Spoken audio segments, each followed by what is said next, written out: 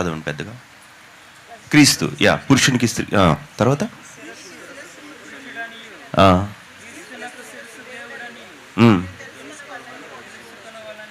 Next verse.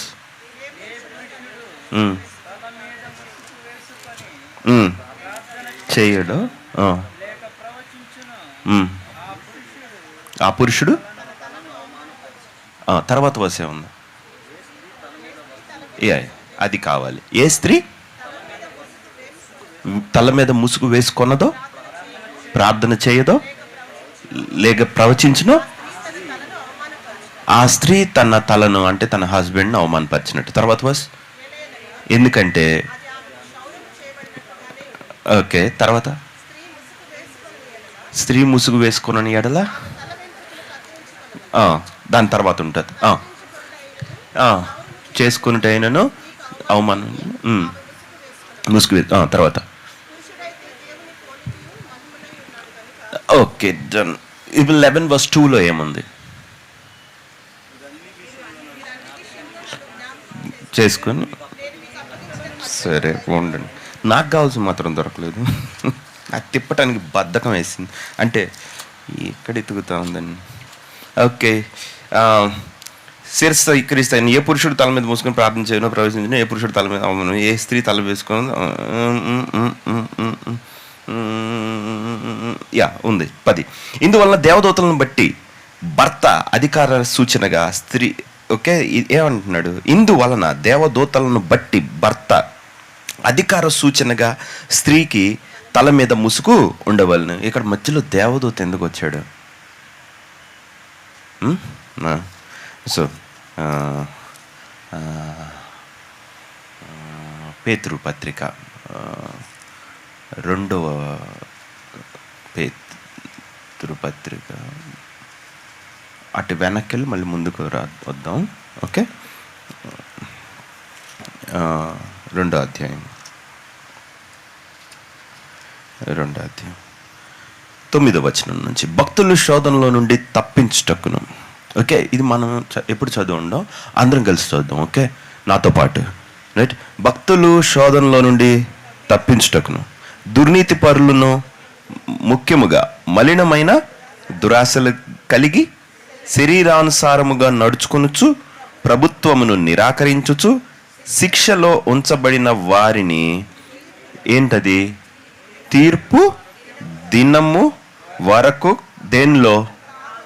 కావలిలో ఉంచుటకు ప్రభు సమర్థుడు. వీరు తెగగలవారు, స్వేచ్ఛపరులనై మహాత్ములు దూషింప వెరవక్కై ఉన్నారు. దేవదూతలు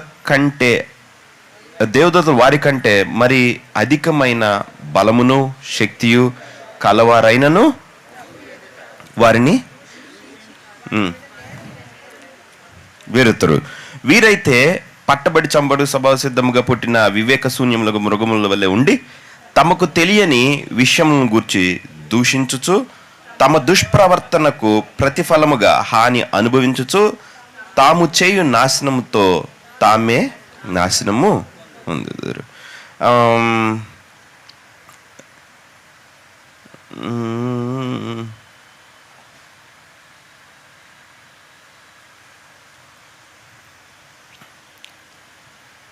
వర్స్ 2 చూడండి. మరియు అనేకులు వారి పోకిరి చేష్టలను అనుసరించి నడుతురు, వీరిని బట్టి సత్య మార్గము దూషింపబడును. ఇప్పుడు ఏంటంటే ఫస్ట్ వర్స్లో ఏమనంటే, అబద్ధ ప్రవక్తలు ప్రజల్లో ఉండిరి, అటువలనే మీలోనూ అబద్ధ బోధకులు ఉన్నారు.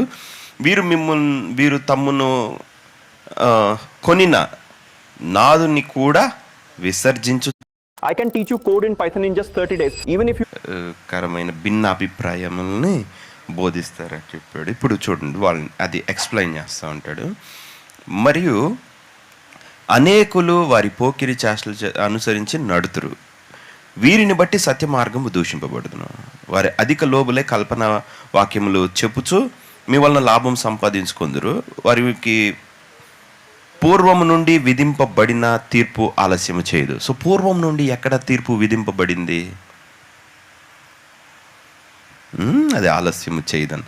సో అంతే, ఇదివరకు జడ్జిమెంట్ ఒకసారి అయ్యిందనమాట. సో ఇప్పుడు పేతురు ఏం చేస్తున్నాడు? ఆ క్రితం జడ్జిమెంట్ని ఇప్పుడు బయటికి తీస్తున్నాడు. వారి నాశనము కునికి నిద్రపోదు. దేవదూతలు పాపము చేసినప్పుడు దేవుడు వారిని విడిచిపెట్టక పాతాళ లోకమందలి కటిక చీకటి గల బిలములలో త్రోసి. ఓకే, ఇక్కడ ఏమన్నాడు? కటిక చీకటి గల బిలములలో. ఇంగ్లీష్ బైబిల్లో చైన్స్ ఆఫ్ డార్క్నెస్ అన్నాడు. అది చైన్స్ కాదు, పిట్సే. ఓకే, బిలములే. ఓకే, అంటే ఎట్లా ట్రాన్స్లేట్ చేసుకోవచ్చు? కొంతమంది చైన్స్ అని ట్రాన్స్లేట్ చేస్తే, కొంతమంది అంటే ఒక ప్లేస్ కావాలి కదా వాళ్ళని ఖైదులో ఉంచడానికి, అందుకని పిట్స్ అనే బిలములు అనే అర్థం కూడా వస్తుంది అనమాట. బిలము ఈజ్ ఎగ్జాక్ట్. బంధించను అనేది మైండ్లో పెట్టుకుని ట్రాన్స్లేట్ చేస్తే చైన్స్ అది. ఓకే, పాతాళ లోకమందలి కటిక చీకటి గల బిలములలోకి త్రోసి తీర్పుకు కావలిలో ఉంచబడుటకు వారిని అప్పగించను. మీరు అది చదవాలి. ఓకే, అందరం కలిసి. ఈవెన్ మనం అంత ఎక్స్ప్లోర్ చేయం కదా, సో ఇట్స్ ఇంపార్టెంట్. 2:4 దేవదూతలు పాపము చేసినప్పుడు దేవుడు వారిని విడిచిపెట్టక పాతాళ లోకమందలి కటిక చీకటి గల బిలములలో తోసి తీర్పుకు కావలిలో ఉంచబట్టకు వారిని అప్పగించను. మరియు ఆయన పూర్వకాలమందున్న లోకమును విడిచిపెట్టక భక్తిహీనుల సమాజము మీదికి జలప్రలయములు రప్పించినప్పుడు నీతిని ప్రకటించిన నోవహును మరి 7 కాపాడెను. మరియు ఆయన సొదొమ గొమొర్రా పట్టణమును భస్మము చేసి ముందుకు భక్తిహీనులగు వారికి వాటిని దృష్టాంతముగా ఉంచుటకే వాటిని నాశనం. ఓకే, సో దేవదూతలు ఇప్పుడు వాళ్ళ కోసం ముందు తీర్పు తీర్చబడింది అన్నాడు. ఇప్పుడు చాప్టర్ 3, 1 పీటర్, మొదటి పేతురు పత్రిక.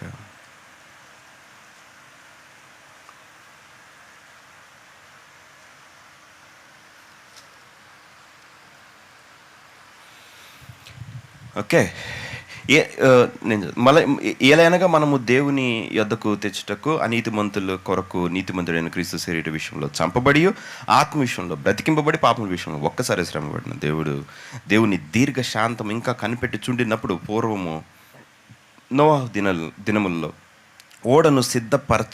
ఓడ సిద్ధపరచబడుచుండగా అవిధేయులైన వారి యొద్దకు అనగా చెరలో ఉన్న అంటే నేను నా ప్రాబ్లం ఏంటంటే ఇది అసలు నేను ఇప్పుడు దాకా తెలుగులో చదవలేదు, అందుకని ఇక్కడ ఎట్లుంటుందా నా మైండ్ కంప్యూట్ చేస్తా సరిగ్గా చదవదు. ఓకే, సో ఇక్కడ అలాగనే ఉందా లేదా అనేది నా డౌట్ అనమాట. దేవుని దీర్ఘశాంతము ఇంకా కనిపెట్టుచుండినప్పుడు పూర్వము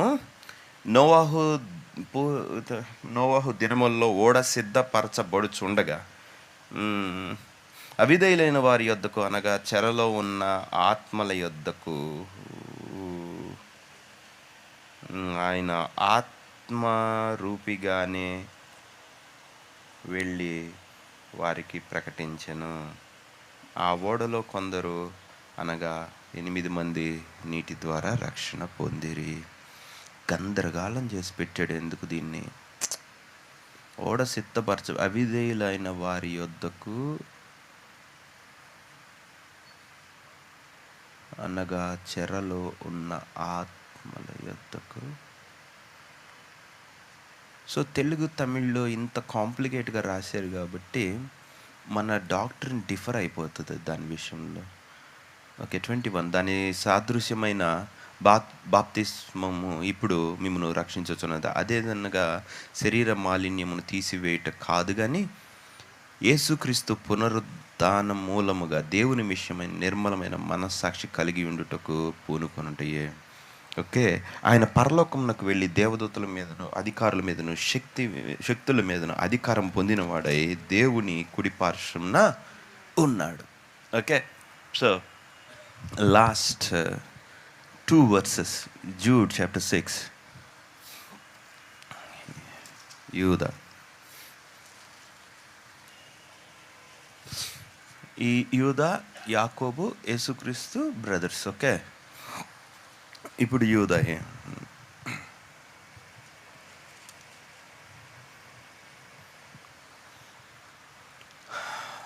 సేమ్ పేతురు పత్రికలో మనం ఏం చదివామో అదే ఇక్కడ కాపీ ఉంటుంది అనమాట. ఇందాక అన్నాడు 2వ పేతురు 2వ అధ్యాయంలో వారి ప్రధానత్వం నిలుపుకొని దేవదూతలు అని అన్నాడు. ఇప్పుడు ఇక్కడ చూడండి, ఈ సంగతులన్నీ మొదటనే ఎరిగి నేను మీకు జ్ఞాపకం చేయకూర్చున్నాను. ప్రభు ఐగుప్తులో నుండి ప్రజలను రక్షించి వారిలో నమ్మకపోయిన వారిని నాశనము చేసిన, మరియు తమ ప్రధానత్వం నిలుపుకొనక తమ నివాస స్థలమును విడిచిన దేవదూతలను మహాదినమునకు జరుగు తీర్పు వరకు కటిక చీకటిలో నిత్య పాశములతో. సో ఇక్కడ ఏముంది, చైన్స్ వచ్చింది. ఓకే,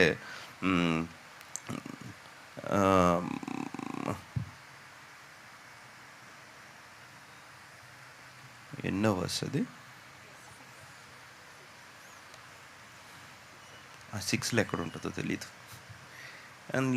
మహా తీర్పు కటికి ఆయన బంధించి భద్రము చేసిన మహాదినమున జరుగు తీర్పు వరకు కటిక చీకటిలో నిత్య పాశములతో ఆయన బంధించి భద్రం చేసిన. ఆ ప్రకారముగానే సొదొమ గొమొరాలను వాటి చుట్టుపట్లనున్న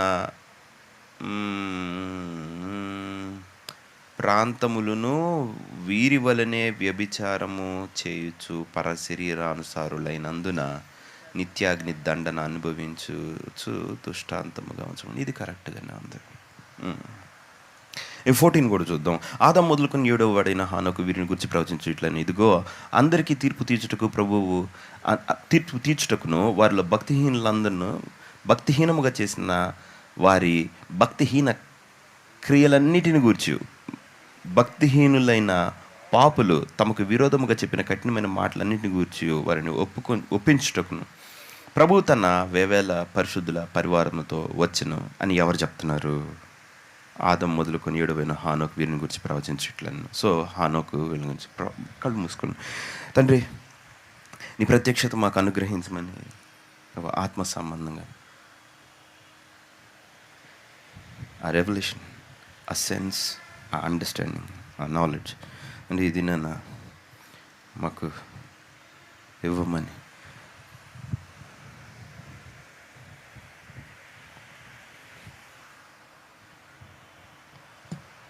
నీ పనిని మేము అర్థం చేసుకోవటంలో యేసుక్రీస్తు ఏం చేశాడు అనే దానిలో సమస్తం దాగి ఉంది కనుక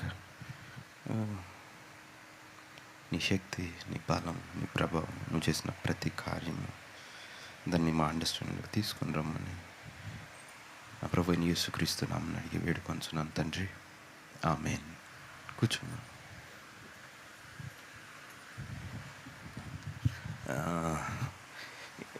జెనసిస్ చాప్టర్ 6, ఆది కాండము 6వ అధ్యాయం.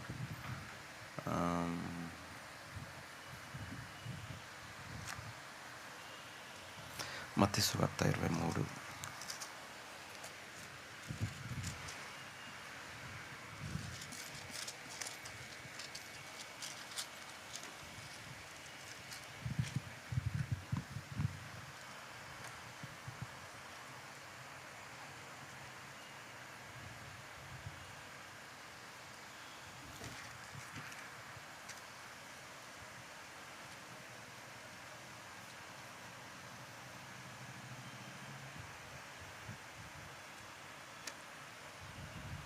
Genesis 6. Chapter 6 verse 1. నరులు భూమి మీద విస్తరింపనారంభించిన తరువాత కుమార్తెలు వారికి పుట్టినప్పుడు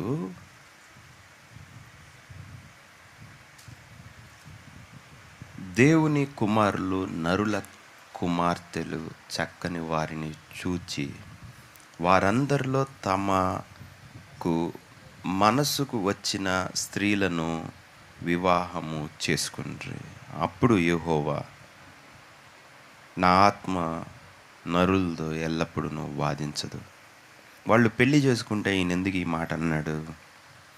నా ఆత్మ నరులతో ఎల్లప్పుడూ వాదించడు, వారు తమ అక్రమ విషయములలో నరమాత్రులై ఉన్నారు. ఈ వర్డింగ్ భలే టఫ్. ఓకే, నరమాత్రులై ఉన్నారా నాన్నలా, దే ఆల్సో ఆర్ ఫ్లెష్ అన్నాడు. వాళ్ళు కూడా శరీరం అన్నాడు. ఓకే, అంటే ఇంకెవరు శరీరం?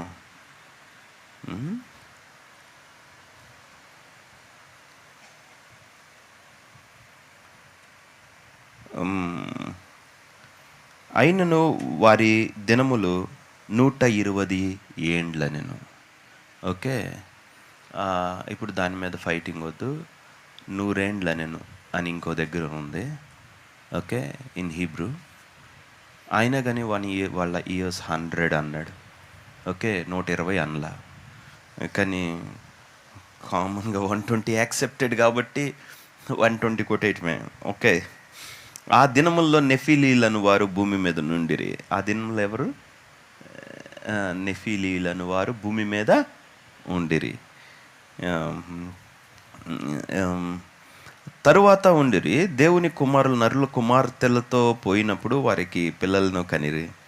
పూర్వకాలమందు పేరు పొందిన శూరులు వీరే. ఇక్కడ శూరులు అని రాస్తే ఇంగ్లీష్ బైబిల్లో జైంట్స్ అని రాశాడు. ఎందుకని శూరులు అని రాశాడు? శూరులు ఈజ్ రైట్ యాక్చువల్లీ. ఓకే, నరుల చెడుతనము భూమి మీద గొప్పదనియు వారి హృదయము యొక్క తలంపులోని ఊహ అంత ఎల్లప్పుడూ కేవలము చెడ్డదనియు యెహోవా చూచి తాను భూమి మీద నరుని సృజించేందుకు యెహోవా సంతాపము నుండి తన హృదయంలో నొచ్చుకొనెను. ఓకే, నేను చదివించలేక 20 నిమిషాలు అయింది. ఈరోజు మొత్తం ఈ స్క్రిప్చర్ తోటి గేమ్. అందుకే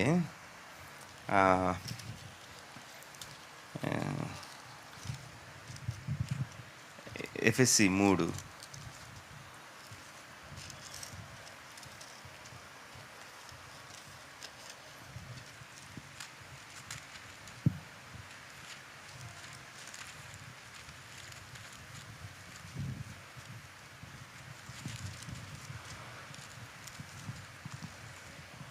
ఓకే, ఎఫెసీలకు రాసిన పత్రిక వరుసగా ఉంటుంది. ఇంకా ఎఫెసీ ఇందాక దేవదూతలను బట్టి స్త్రీలకి మూసుగు ఉండాలన్నాడు కదా. ఇప్పుడు ఎఫెసీలో రాసిన పత్రిక 1:17 మరియు మీ నేత్రములు వెలిగింపండి, ఆయన మిమ్మల్ని పిలిచిన పిలుపులను నిరీక్షినట్టు పరిశుద్ధులు ఆయన స్వాస్థ్యం యొక్క మహిమైశ్వర్యం క్రీస్తునందు వినియోగపరిచిన బలాత్యం బట్టి విశ్వసించి మన ఆయన చూపుతున్న తన శక్తి యొక్క అర్పణ తెలుసుకోవాలని ప్రభు. అయ్యి అవసరం లేదు. ప్రత్యక్ష క్రీస్తుని మృతు 21 బలాతిశయం చేత క్రీస్తుని మృతుల్లో నుండి లేపి ఏం చేశాడంటే సమస్తమైన ఆధిపత్యము కంటేను, అధికారము కంటేను, శక్తి కంటేను, సమస్తమైన ఆధిపత్యము కంటేను, సమస్తమైన ఆధిపత్యము కంటేను, ఓకే, అధికారము కంటేను, శక్తి కంటేను, ప్రభుత్వము కంటేను, ఈ యుగమందు మాత్రమే కాగా రాబో యుగమునందున పేరు పొందిన ప్రతి నామము కంటేను ఎంతో హెచ్చుగా పరలోకమందు ఆయన్ను తన కుడి పార్శ్వను కూర్చుండబెట్టుకుని ఉన్నాడు. సో ఇక్కడ ఎన్ని అన్నాడు?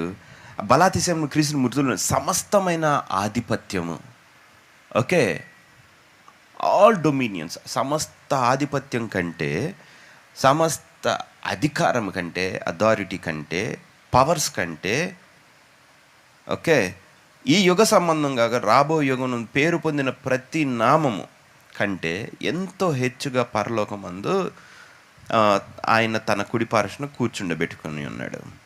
ఓకే, ఇప్పుడు 3వ అధ్యాయం తీయండి. 11వ వచనం. దేవుడు మన ప్రభువైన యేసుక్రీస్తునందు చేసిన నిత్య సంకల్పం చొప్పున పరలోకములో ప్రధానులకును అధికారులకును సంఘము ద్వారా తన యొక్క నానా విధమైన జ్ఞానము ఇప్పుడు తెలియజేయబడవలను ఉద్దేశించి శోధింప సఖ్యము కాని క్రీస్తు ఐశ్వర్యమును అన్యజనుల్లో ప్రకటించుటకును సమస్తమును సృజించిన దేవుని యందు పూర్వకాలం నుండి మరుగై ఉన్న ఆ మర్మమును గూర్చిన ఏర్పాటు ఎట్టిదో అందరికీ తేటపరచుటకును పరిశుద్ధులందరిలో అత్యల్పుడైన నా కృప అనుగ్రహించను. ఇక్కడేమన్నాడు? దేవుడు మన ప్రభువైన యేసుక్రీస్తులో చేసిన నిత్య సంకల్పం చప్పున పరలోకంలో ఉన్న, ఎక్కడున్నా పరలోకములో ఉన్న ప్రధానులకును అధికారులకును సంఘము ద్వారా తన యొక్క నానా విధమైన జ్ఞానము ఇప్పుడు తెలియబడవలనని ఉద్దేశించి, ఓకే, ఇంతకు మునుపు కాదు, ఇప్పుడు తెలియబడవలని ఉద్దేశించి. ఇప్పుడు 6వ అధ్యాయం.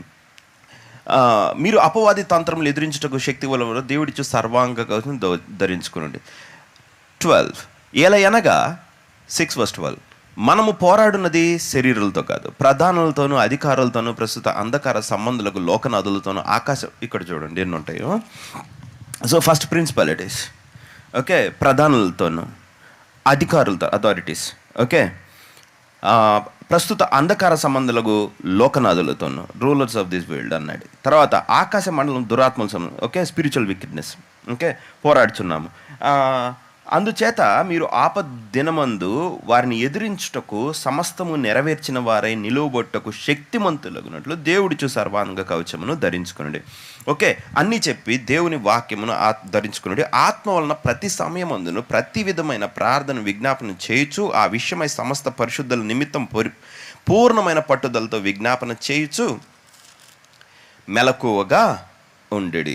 ఇప్పుడు 12 చూడండి. ఏలయనగా మనము పోరాడేది శరీరులతో కాదు, ప్రధానులతో, ఓకే, ప్రిన్సిపాలిటీస్ అండ్ పవర్స్ అన్నాడు. ఆ పవర్ ఎందుకు ఎగిరిపోయింది నాకు అర్థం కాలేదు. సో ప్రధానులతోనూ అధికారులతోనూ ప్రస్తుత అంధకార సంబంధులకు లోకనాథులతోనూ రూరల్స్ అనమాట, ఈ లోకాన్ని పరిపాలించే వాళ్ళతోటి ఆకాశ మండలమందున్న దురాత్మల సమూహములతోనూ పోరాడుచున్నాము. ఓకే, సో ఇక్కడ ఏమన్నాడు?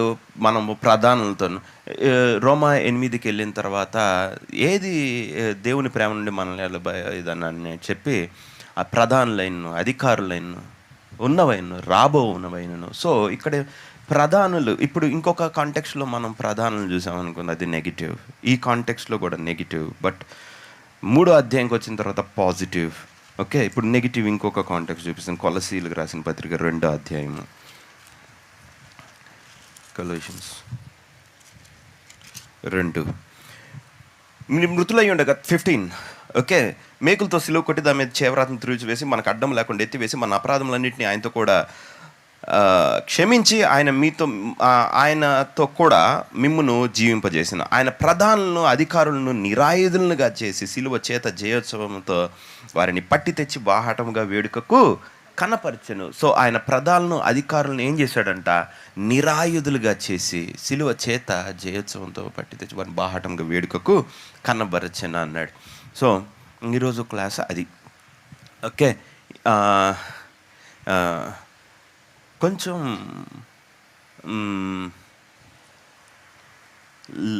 లోపలికి వెళ్తుంది, మన క్రిస్టియన్ సర్కిల్ దాటుతుందేమో.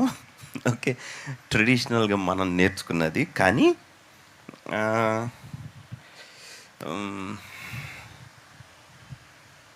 కొత్త నిబంధన దానికి ప్రూఫ్ కాబట్టి నేను ఈ వాక్యం చెప్తున్నాను, సరేనా? ప్రూఫ్ దొరకకపోతే, ఇద్దరు సాక్షులు లేకపోతే మనం చెప్పకూడదు. ఓకే, ఇద్దరు విట్నెస్లు దొరికారు కాబట్టి చెప్తా. సో ఒక్కొక్క దగ్గర ఒక్కొక్కటి చెప్పాడు. అంటే ఒక దగ్గర డొమినియన్స్, ఓకే, ఒక దగ్గర powers, principalities, rulers of this world, spiritual wickedness in dark places, తర్వాత డీమన్స్ అన్నాడు. ఓకే, దురాత్మల సమూహములతోనూ పోరాడుచున్నాము అన్నాడు. ప్రధానులేంటి, అధికారులేంటి, లోకనాథులేంటి, అంధకార సంబంధమైన లోకనాథులేంటి, దురాత్మల సమూహం ఏంటి, తర్వాత కొలసీలకు రాసిన పత్రిక 1:16-17 దగ్గరికి వెళ్తే అవసరం లేదు. అవి సింహాసనంలో ఎన్నో, ప్రభుత్వంలో ఎన్నో, ఓకే, థ్రోన్స్ ఏంటి,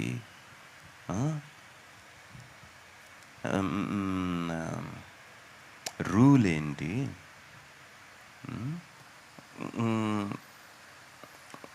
సమస్ అంటే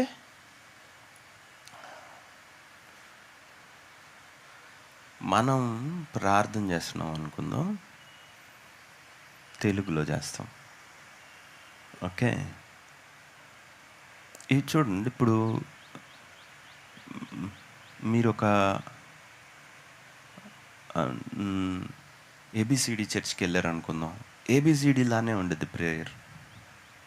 అంటే మీ ప్రార్థన ఎందుకు మారిద్ది అని అంటే, మీరు పిలువబడిన చర్చ్కి ఏ అభిషేకం ఉంటే అది కిందోళ్ళకు ఉందని అర్థం అనమాట. లేకపోతే అక్కడికి రారు, ఓకే. మీ డిపార్ట్మెంట్ వేరే అయితే, మీది కెమిస్ట్రీ డిపార్ట్మెంట్ అయితే కెమిస్ట్రీ చర్చ్కి వెళ్తారు, ఓకే. మీది ఫిజిక్స్ అయితే ఫిజిక్స్ దగ్గరికి వెళ్తారు. అదంతే. అంటే కెమిస్ట్రీ టు ఫిజిక్స్ జంప్ అవ్వమంటే అవుతాం, ఓకే. ఫస్ట్ ఇవాంజలిస్ట్గా ఫస్ట్ సువార్త తెలుసుకుంటాం, తర్వాత పాస్టోరియల్ థింగ్కి వెళ్తాం, తర్వాత బోధకులుగా వెళ్తాం, బోధకుల నుంచి ప్రవక్తల అపోస్తలుగా వెళ్తాం, పిలువబడతాం, అండ్ సో ఆన్, ఓకే. ఆ ఆర్డర్లో ఉండాల్సిన అవసరం ఏమి లేదు. కాబట్టి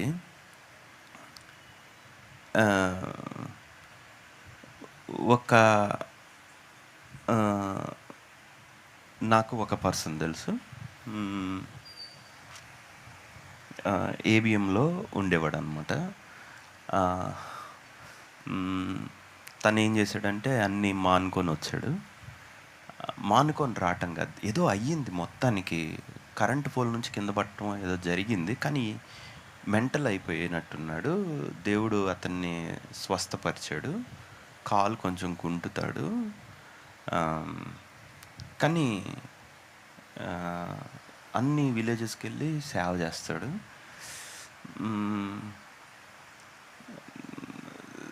నేను ఎప్పుడు మాట్లాడినా గాస్పెలే చెప్తాడు, ఓకే.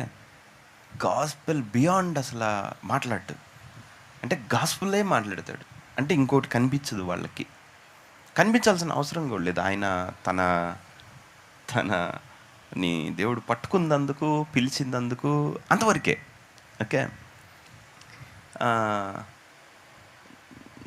సో యేసుక్రీస్తు రక్తము, ఆయన చచ్చిపోయాడు, సిలువ, మరణము,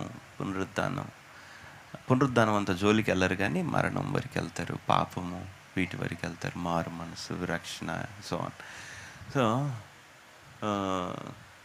ఇప్పుడు తన ప్రార్థన ఏంటి, సరే ప్రేయర్ చేయి అన్నాం అనుకుందాం,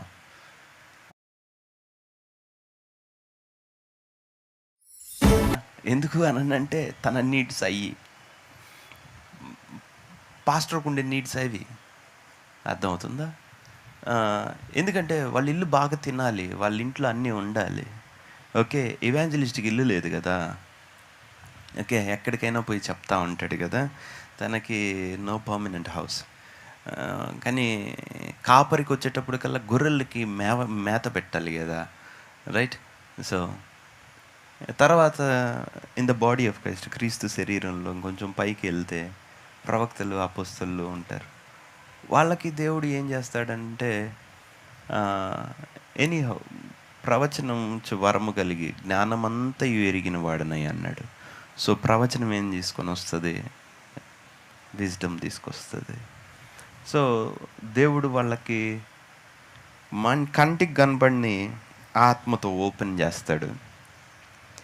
కాబట్టి ఇప్పుడు పౌలు అపోస్తలుడే కదా, ఫస్ట్ ఆయన ఆఫీస్ ఏంది, పౌలు, బర్నబాను ప్రవక్తలు ఉండిరి అపోస్తల కార్యంలో. అటు తర్వాత ఏమైంది, పరిశుద్ధాత్మ పిలిచాడు కాబట్టి అపోస్తలుడు అయ్యాడు. ఇట్స్ నో డిఫరెన్స్, ఒక ప్రవక్తకి అపోస్తలుడికి తేడా ఏం ఉండదు. పోతే అపోస్తలుడు అని అంటే పిలువబట్టంలో ఉన్న డిఫరెన్స్ అనమాట, ఓకే. ఒక సర్టెన్ టాస్క్కి పిలువబడి అక్కడ ఒక సంఘాన్ని స్టార్ట్ చేసి, సంఘాన్ని టు డూ ఇట్, ఓకే.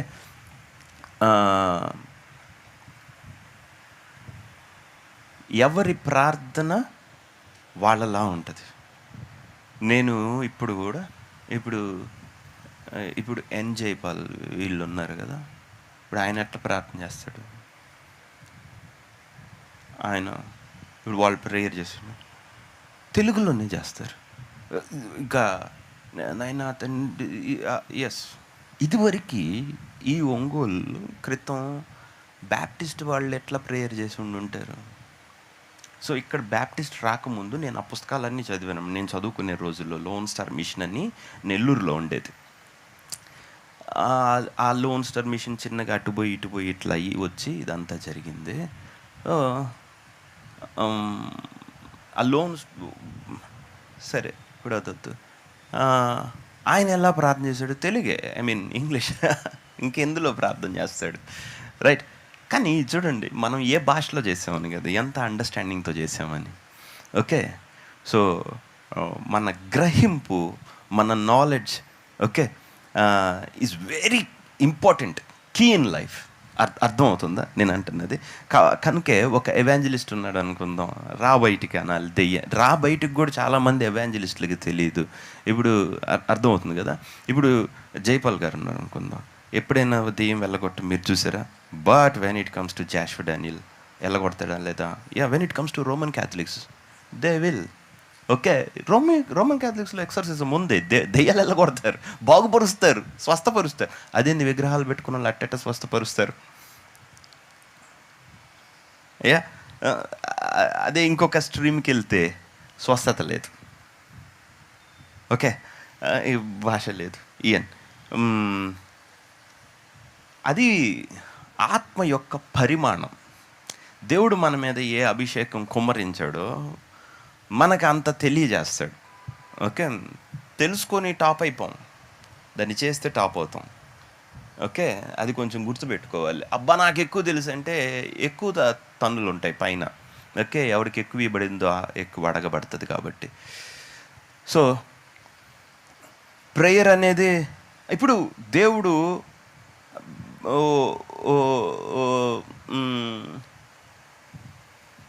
ఇప్పుడు బ్యాప్టిస్ట్ లెవెల్లో ప్రేయర్ చేస్తే, I mean to say Baptist అంటే ఈ బ్యాప్టిస్ట్ కాదు. ఇప్పుడు ఆయన వచ్చి జువెట్ వచ్చి ప్రేయర్ చేశాడు, క్లవ్ వచ్చి చేశాడు.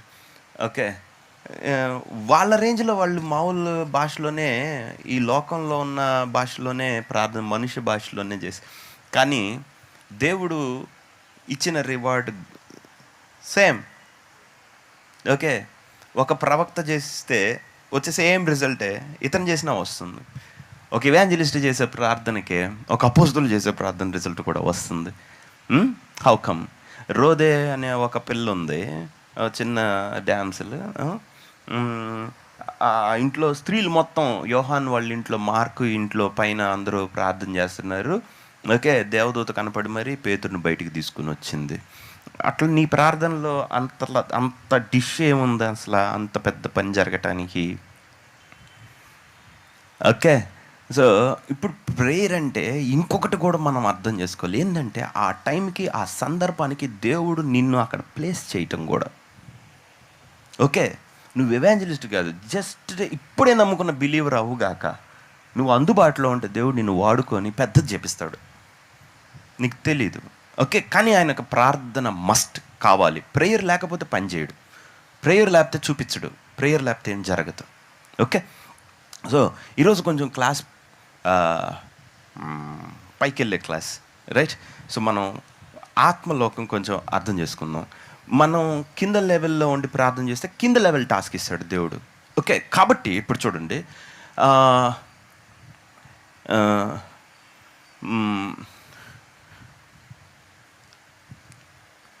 ప్రభు అది చేయి ఇది చేయి, రక్షణలోకి వచ్చారు కాక వీళ్ళు కాక, రక్షణలోకి అందరూ వస్తాం. కానీ అటాక్స్ జరుగుతాయి. ఓకే, ఎందుకని జరుగుతూ ఉంటాయి? బికాజ్ నువ్వు హయ్యర్ డైమెన్షన్లో పని చేయలేదు కాబట్టి జరుగుతాయి. అటాక్ నీకు తెలియదు కదా, అసలు నీకు దేవుడు చూపించలేడు కదా. నేను అనేది ఏమన్నా మీకు అర్థమవుతుందా? ఇప్పుడు ఏ మిషనరీనో ఏదో తెలియని ఒక ప్రాంతం వెళ్ళాడు అనుకుందాం, అక్కడ ప్రార్థన చేస్తున్నాడు, తన గోల్ ఏమైందంటే యేసుక్రీస్తుని నమ్మించడమే. ఓకే, అంతేగాని ఇక్కడ స్పిరిట్ ఎంత ఉంది, డెవిల్ ఎంత ఉన్నాడో తనకేం పని? అర్థమవుతుంది కదా.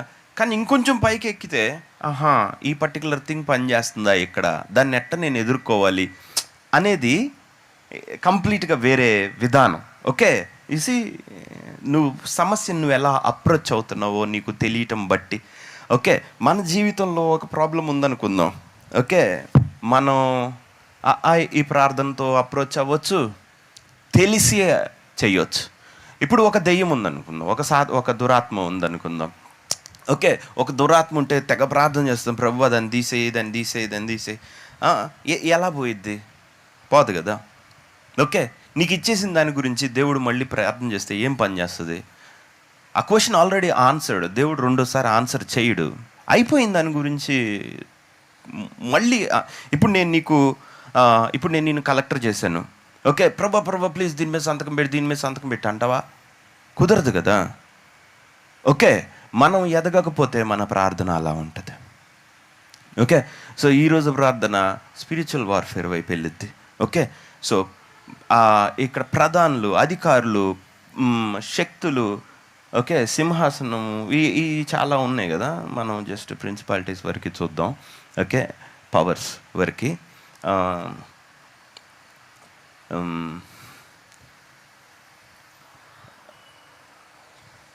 ఇక్కడ ఏమన్నాడు? మనము పోరాడున్నది శరీరాలతో కాదు. ఓకే, అలా అనలా. ఓకే, యు రెజల్ నాట్ అన్నాడు. ఓకే, ఫైట్ అనలా. ఓకే, మనము పోరాడేది కాదు, మనం పెనుగులాడేది. ఓకే, సో ఇప్పుడు యాకోబుతోటి ఒక దేవదూత వచ్చి ఏం చేస్తుంది? రెజ్లింగ్, పెనుగులాడింది. రైట్. సో మనము పోరాడున్నది శరీరులతో కాదు. మనం పోరాడే శరీరులతో కాదు. ఎవరితో అన్నాడు? డీమన్స్ అన్నాడా? డీమన్స్కి దేవుడు ఏం చేశాడు? పరలోకమందును భూమి మీద నువ్వు సర్వాధికారం నాకు అనుగ్రహింప, భూమి మీద మీరు ఏది బంధిస్తారు అది పరలోకమందు బంధింపబడుతుంది, ఏది విప్పుతారు అది పరలోకమందు విప్పబడుతుంది అన్నాడు. ఓకే, సో సమస్త అధికారము, బలము, శక్తి మనకి ఇచ్చేసాడు దేవుడు. కాబట్టి ఇచ్చిన తర్వాత అంటే మన డొమినియన్ కింద, మన అధికారం కింద ఏమున్నట్టు? ఈ డీమన్ రేంజ్ మొత్తం మన అధికారం కింద ఉన్నట్టు. ఓకే, యేసు ప్రభు వెళ్ళి స్వస్థపరుస్తారు, రా బయటికి అన్నాడు, అది బయటకు వచ్చేసింది. ఓకే, కానీ యేసుక్రీస్తు ప్రార్థన చేస్తున్నాడు. ఓకే, సిలువ దగ్గరికి వెళ్ళేటప్పుడు ఎందుకు నేను ప్రార్థన చేస్తున్నాడు? అక్కడికి వచ్చేటప్పటికి ఆయన రెజ్లింగ్ స్టార్ట్ చేశాడు. కానీ మామూలు డీమన్ అయితే ప్రార్థన చేస్తుంది, రా అన్నాడు. ఓకే, లాజరు చనిపోయాడు, లాజరు బయటికి రా అన్నాడు. మరి నీకు ఇంత అనంత జ్ఞానం ఉన్న తర్వాత, ఆయనకి కొలత లేకుండా ఆత్మను అనుగ్రహించిన తర్వాత రెజల్ చేయాల్సిన నీడ్ ఏంటి? అర్థమవుతుంది కదా. ఆయన చెమట రక్త బిందువుల వలె అంతగా ఆయన పెయిన్ ఫీల్ అయ్యి త్యాగని ప్రేయర్ చేయాల్సినంత అవసరం ఏమొచ్చింది? Okay, because we wrestle not with flesh and blood. మనము శరీరంతో పోరాడట్లేదు. దేంతో పోరాడుతున్నాం? ప్రధానులతో, అధికారులతో, ప్రస్తుత అంధకార సంబంధులకు, లోకనాథులతోటి. ఓకే, అంటే మన ప్రార్థన అనగానే మనం ఎవరో పెద్దోళ్ళతోటి కొంచెం ఇన్వాల్వ్ అయి ఉన్నామని దాని అర్థం. ఓకే, ఇప్పుడు జడ్జెస్లో, న్యాయాధిపతుల్లో గిద్యోన్ అంటాడు,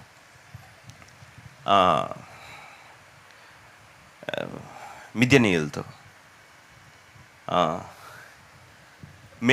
మేము అది స్వాధీనపరచుకోవాలి అని ఉత్తరం రాసి పంపిస్తే ఇతను మళ్ళీ ఉత్తరం రాసి పంపిస్తాడు.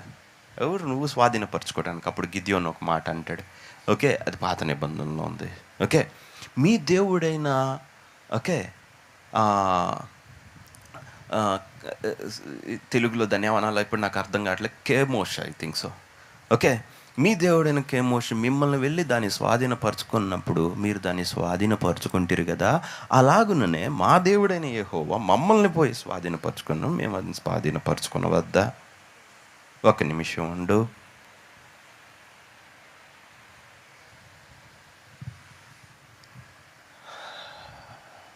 మిద్యానీయులు ఒక డీమన్ను పెట్టుకున్నారు, వాడి పేరు కేమోష్. వాడితోటి ఒక పట్టణాన్ని పట్టుకున్నారు. అలాగే ఇప్పుడు యెహోవాతోటి వీళ్ళు పోయి ఎరుకొని పట్టుకున్నారు. వీళ్ళు మిద్యాను ఏది ఇజ్రాయెల్ నుంచి ఆక్యుపై చేసుకుందో అది చేసుకున్నారు. Now you see the battle. అదేమన్నా ఇక్కడ ఉందా? ఏ దేవుడు ఇన్వాల్వ్ అయ్యాడు మిద్యాన్ని పట్టుకోవటానికి? అవునా? బ్యాడ్ ఒకడు ఇన్వాల్వ్ అయ్యాడు కదా, అవునా కదా? మరి వీళ్ళు స్వాధీనపరచుకోవటానికి ఎవరు ఇన్వాల్వ్ అవ్వాలి? దేవుని సంబంధం. అందుకే యెహోషువకి వెళ్ళిన తర్వాత 5వ అధ్యాయంకి వెళ్ళిన తర్వాత నీళ్ళ దగ్గర మొహం కడుకుంటా ఉన్నాడు. వెనక్కి తిరిగి చూసిన తర్వాత అక్కడ ఒక వ్యక్తి నుంచొని ఉన్నాడు. నీవెవరు? మా పక్షం పరపక్షం ఉన్నవాడు అని. నేను ఇద్దరు పక్షంలో ఉన్నవాడిని, యెహోవా సైన్యాధిపతిగా వచ్చి ఉన్నానని చెప్పాడు. ఏంటి అది? మళ్ళీ చెప్పు. యెహోవా సైన్యాధిపతిగా వచ్చి ఉన్నాను అన్నాడు. Who is he? Okay, so ఇది పెద్ద ఇప్పుడు గ్రంథాలన్నీ తిప్పాలన్నమాట. Little bit of eschatology. Okay, Yesu Prabhu రాకడికి రిలేట్ అయ్యి ఉంటాయి అన్నమాట ఇవన్నీ. పెద్ద ఇది అన్ని గ్రంథాలు విప్పాలి. బైబిల్ మాత్రం కాదు, బైబిల్ ముందున్న ఎక్స్టర్నల్ సోర్సెస్ కూడా. సో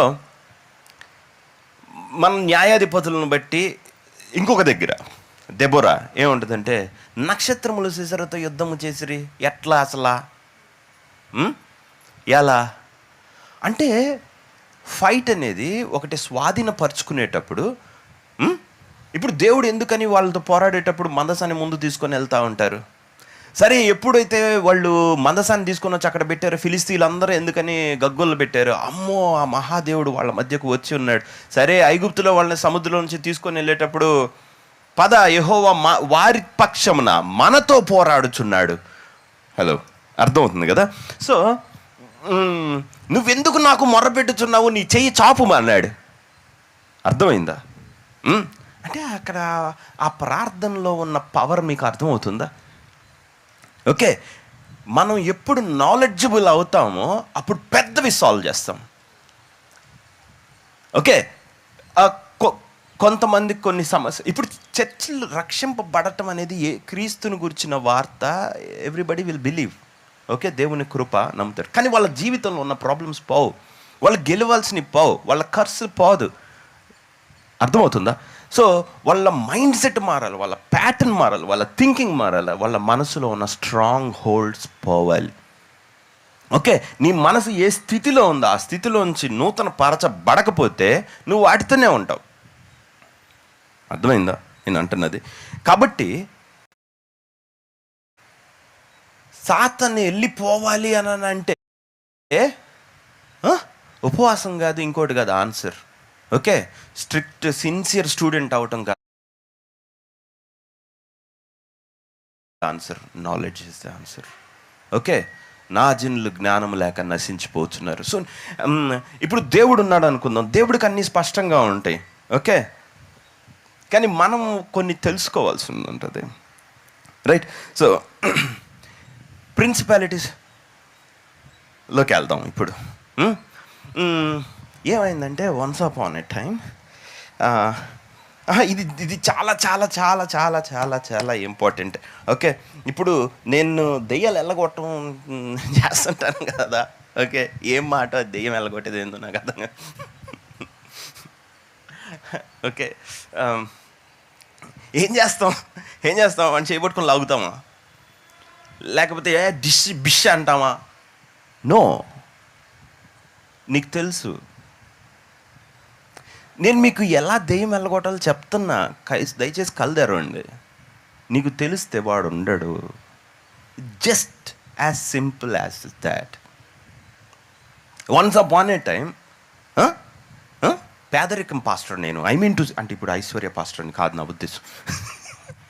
దేవుడా, అంటే భక్తిని నమ్మి భక్తితో విశ్వాసాన్ని ట్రేడ్ చేసేయటం. ఓకే, అంటే దేవుడిని నమ్మేం అని అంటే చాలా మంచిగా బ్రతికి అన్ని బతికితే దేవుడు ఇస్తాడు? నో, ఎందుకు ఇస్తాడు? దేవుడు విశ్వాసాన్ని హానర్ చేస్తాడు. సో విశ్వాసం అన్న ఎలిమెంట్ని ఎప్పుడైతే నువ్వు నేర్చుకుంటావో, విశ్వాసంలో బ్రతుకుతావో, అప్పుడు దేవుడు నీకు కొత్తవి తెరుస్తాడు. ఓకే, విశ్వాసం లేకుండా నేను మంచి మంచి సూక్తులు నీతిమంతులు బోధలు అన్నీ చేశాను అనుకో, పాపము వీటిలో విడిచిపెట్టి అది మారు మనసు పొంది, ఓకే ఓకే, నీకు దేవుడు ఆత్మలను ఇస్తాడు, కానీ నీ క్యాష్ వేరు, నీ కరెన్సీ వేరు, డబ్బు అయితే రాదు. బికాజ్ నువ్వు నమ్మలేకపోయావు. అర్థమవుతుంది కదా? సో అక్కడ ఒక బ్రేక్ త్రూ అవసరం అన్నమాట. ఏంటి,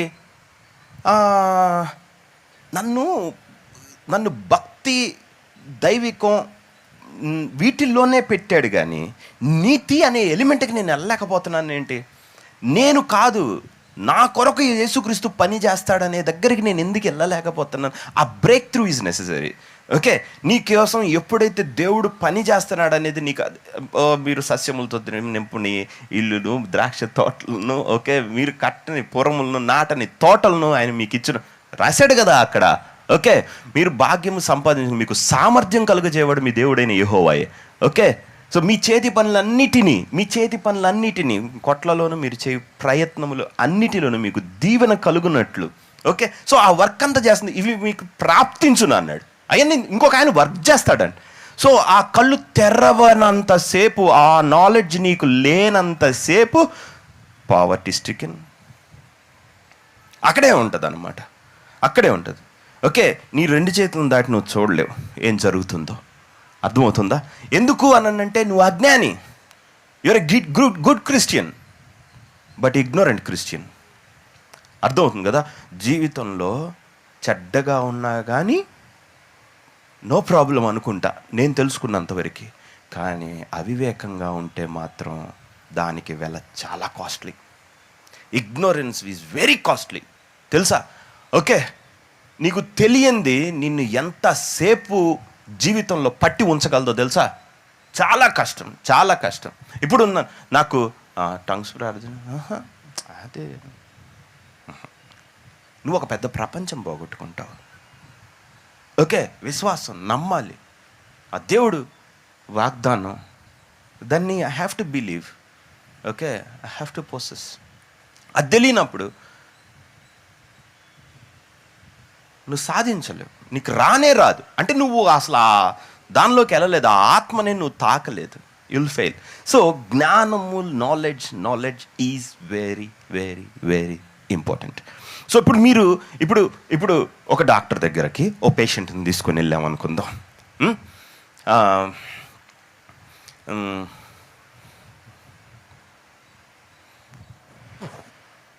తీసుకొని వెళ్తే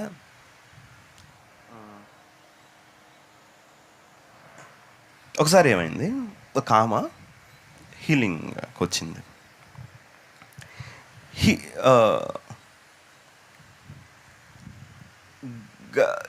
ప్రాబ్లం ఏంటి అని అంటే గర్భసంచి తీసేయాలి. ఓకే, ఎందుకు తీసేయాలి? క్యాన్సరా? కాదు. ఏమన్నా సిస్ట్లా, ఫైబ్రాయిడ్సా? కాదు. మరి ఎందుకు తీసేయాలంటే ఆమెకి గుడ్లు లెక్కలేనని పెడుతుంది అనమాట, ఓవరీ. ఇంకా దానికి స్టాప్ లేదు. కడుపులోంచి వచ్చే ఆ ఎగ్స్ కౌంట్లెస్, ఇంకా అసలు ఆ వల్ల కావట్లా. కాబట్టి అది ఓవరీస్ అన్నిటినీ పెద్ద, మీకు ఏమన్నా అర్థమైందా? ఏంది విచిత్ర వ్యాధి? డాక్టర్ దగ్గరికి వెళ్తే ఏం చేయాలని అంటే అది తీసేసేసామనుకో, ప్రాబ్లం సాల్వ్. ఆమె ఎంఎస్ దగ్గరికి వెళ్ళకుండా ఎండి దగ్గరికి వెళ్ళింది. ఓకే, ముందు వెళ్తే ఆయన అది నొక్కి ఇది నొక్కి ఇన్ఫ్లమేషన్ వేడి చేసింది, వేడికి మాత్రలు ఇచ్చాడు. ఓకే, వేడి మాత్రలు పోయి ఇంకొక లెవెల్ నాలెడ్జ్కి వెళ్ళగానే, ఎండి దగ్గర నుంచి ఎంఎస్కి వెళ్ళగానే, నాలెడ్జ్ అప్గ్రేడేషన్ జరగగానే ఏమైంది? సమస్యని ఇంకొంచెం లోతుగా చూసారా లేదా? చూడగానే ఏమైంది? ఓవరీస్లో నుంచి, ఓవరీ తెలుగులో ఏమంటారు నాకు తెలీదు. ఓకే, సో ఇక్కడ 2 ఉంటాయి తిత్తుల్లాగా, వాటిలో నుంచి గుడ్డు వస్తుంది అనమాట. ఆ గుడ్లు వస్తూనే ఉన్నాయి. ఇంకా దాంతో అది పేరుకుపోయింది అనమాట. ఇంకా ఆమె వల్ల కాలేదు అది. ఓకే, నా దగ్గరికి వచ్చింది.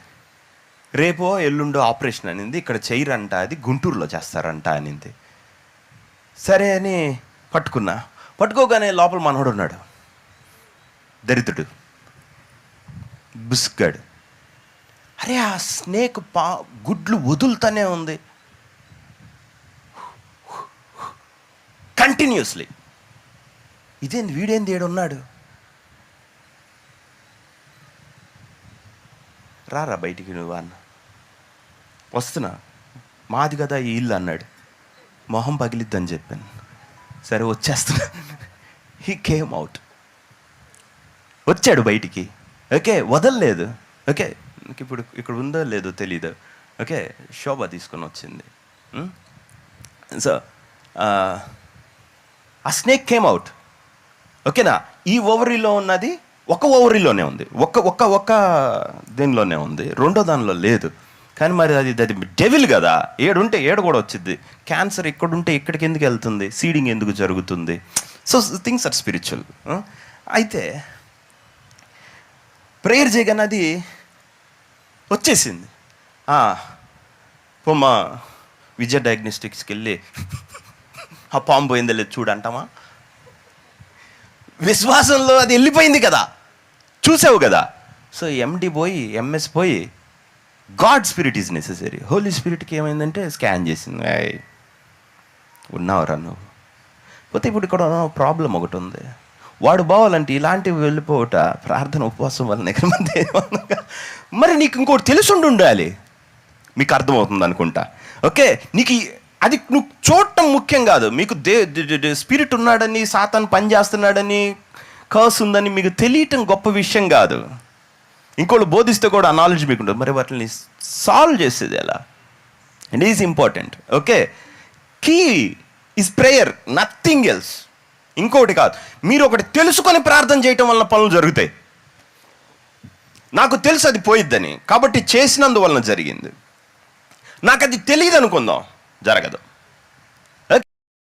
ये कंट्री डिलाइट की बफेलो मिल्क से ये मलाई అర్థమైందా నేను అంటున్నది? నమ్మలేని చేసేటప్పుడు దాన్ని నమ్మి చేసి తర్వాత నమ్మాల్సి వస్తుంది. అంత బాగుంటాయి కొన్ని. ఓకే, సో కాబట్టి నాలెడ్జ్ అనేది అంత ఇంపార్టెంట్. మీరు క్రిస్టియానిటీ మొత్తంలో మీ ఇన్వెస్ట్మెంట్ మొత్తం ఎక్కడ పెట్టాలో తెలుసా? మీ పెట్టుబడి మొత్తం మీరు బైబిల్ చదివేటప్పుడు, ప్రార్థన చేసేటప్పుడు knowledge, knowledge, knowledge, nothing else. దేవుడిని తెలుసుకోవటంలో, యేసుక్రీస్తుని అర్థం చేసుకోవటంలో. అందుకే పౌలు ఏమన్నాడంటే, క్రీస్తు యేసున్నది అతి శ్రేష్టమైన జ్ఞానము నిమిత్తం సమస్తమును నష్టపరుచుకొని పెంటతో సమానముగా ఎంచుకుంటున్నాను. ఓకే, అర్థమవుతుంది కదా. ఆ యేసు ప్రభువుని మనం అర్థం చేసుకుంటున్నాం, ఆ స్పిరిచువల్ థింగ్స్ అర్థం చేసుకుంటున్నాం అంటేనే పెద్ద పెద్ద సమస్యలు సాల్వ్ చేస్తున్నాం అని అర్థం. సో మన లైఫ్లో ఏమన్నా బిగ్ స్టక్ ఉంటే, ఓకే, ఆగిపోయి ఉంటే, అది దాని అర్థం ఏంటంటే వీఆర్ ఫైటింగ్, వీఆర్ రెజ్లింగ్. మనం దేంతోనో పోరాడుతున్నాం అని దాని అర్థం. ఓకేనా, రైట్? సరే, ఇప్పుడు వాక్యంలోకి వెళ్దాం. నాకు ఇంకా 15 నిమిషాలు ఉంది.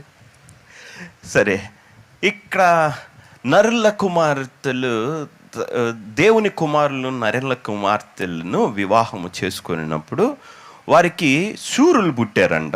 వారిని అప్పుడు శూరులు అనేవాళ్ళంట. ఓకే, ఉన్నత దేహులు పుట్టారనమాట. ఓకే, సో ఇప్పుడు ఒక్కొక్క అసలు అది ఏంటి, అసలు ఆ వర్స్ ఏంది, ఆ వర్స్ ఏంటి అసలు? నరులు భూమి మీద విస్తరింపను ఆరంభించిన తర్వాత కుమార్తెలు వారికి పుట్టినప్పుడు దేవుని కుమారులు నరుల కుమార్తెలు చక్కని వారిని చూసి వారితో మనసుకు వచ్చిన వాళ్ళని స్త్రీ వివాహం చేసుకున్నారు. అప్పుడు యెహోవా, నా ఆత్మ నరులతో ఎల్లప్పుడూ వాదించదు, వారు అక్రమ విషయంలో నరమాత్రులై ఉన్నారు, అయినను వారి దినములు 120 ఏండ్లు. ఆ దినంలో నెఫీలీలు భూమి మీద నుండి తరువాత నుండి దేవుని కుమారులు నరుల కుమార్తెలతో పోయినప్పుడు వాళ్ళకి పిల్లల్ని కనరు. పూర్వకాలమందు పేరు పొందిన శూరులు వీరే. సో మనం ఇది let us examine. Okay, so ఈ వచనాన్ని అనలైజ్ చేద్దాం ఒక్కొక్క సాక్షితోటి. ఓకే, సో స్పిరిట్లో ఇప్పుడు మనం ప్రిన్సిపాలిటీస్ అనే వాటిని బయటికి తీస్తున్నాం, లేదా స్పిరిట్స్ని మనం బయటికి తీస్తున్నాం. వాటికి ఫస్ట్ ఆరిజిన్ ఇక్కడ కనపడుతుంది. ఓకే, మొదట ఏదైనా తోటలో అపవాది సాతాను అవ్వతో మాట్లాడటం చూస్తాం, కానీ సాతాను. కానీ ఇక్కడికి వచ్చిన తర్వాత ఏం జరుగుతుందంటే దేవుని కుమారులు నరుల కుమార్తెలతో పోయినప్పుడు, ఇప్పుడు అందరికీ బైబిల్ కొంచెం తెలిసిన వాళ్ళకి ఏంటంటే క్యూరియస్ వర్స్, ఏందబ్బా ఇది, ఏంది అని ఒకటే ఓకే ఇచ్చింగ్ ఉంటుంది అనమాట. ఇది హీబ్రూ కాంటెక్స్ట్లో, యూదుల కాంటెక్స్ట్లో ఫస్ట్ ఆఫ్ ఆల్ నెఫీలీయులు అని ఏంటంటే, నఫాల్ అంటే హీబ్రూలో ఏంటంటే ఫాలెన్ అని అర్థం, పడిపోయిన.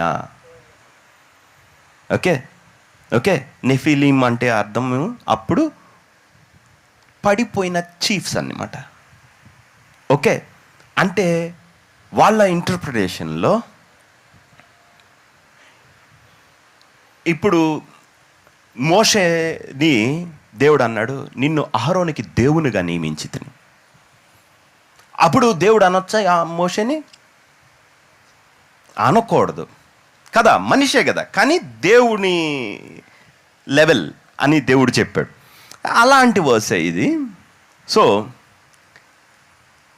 వాళ్ళు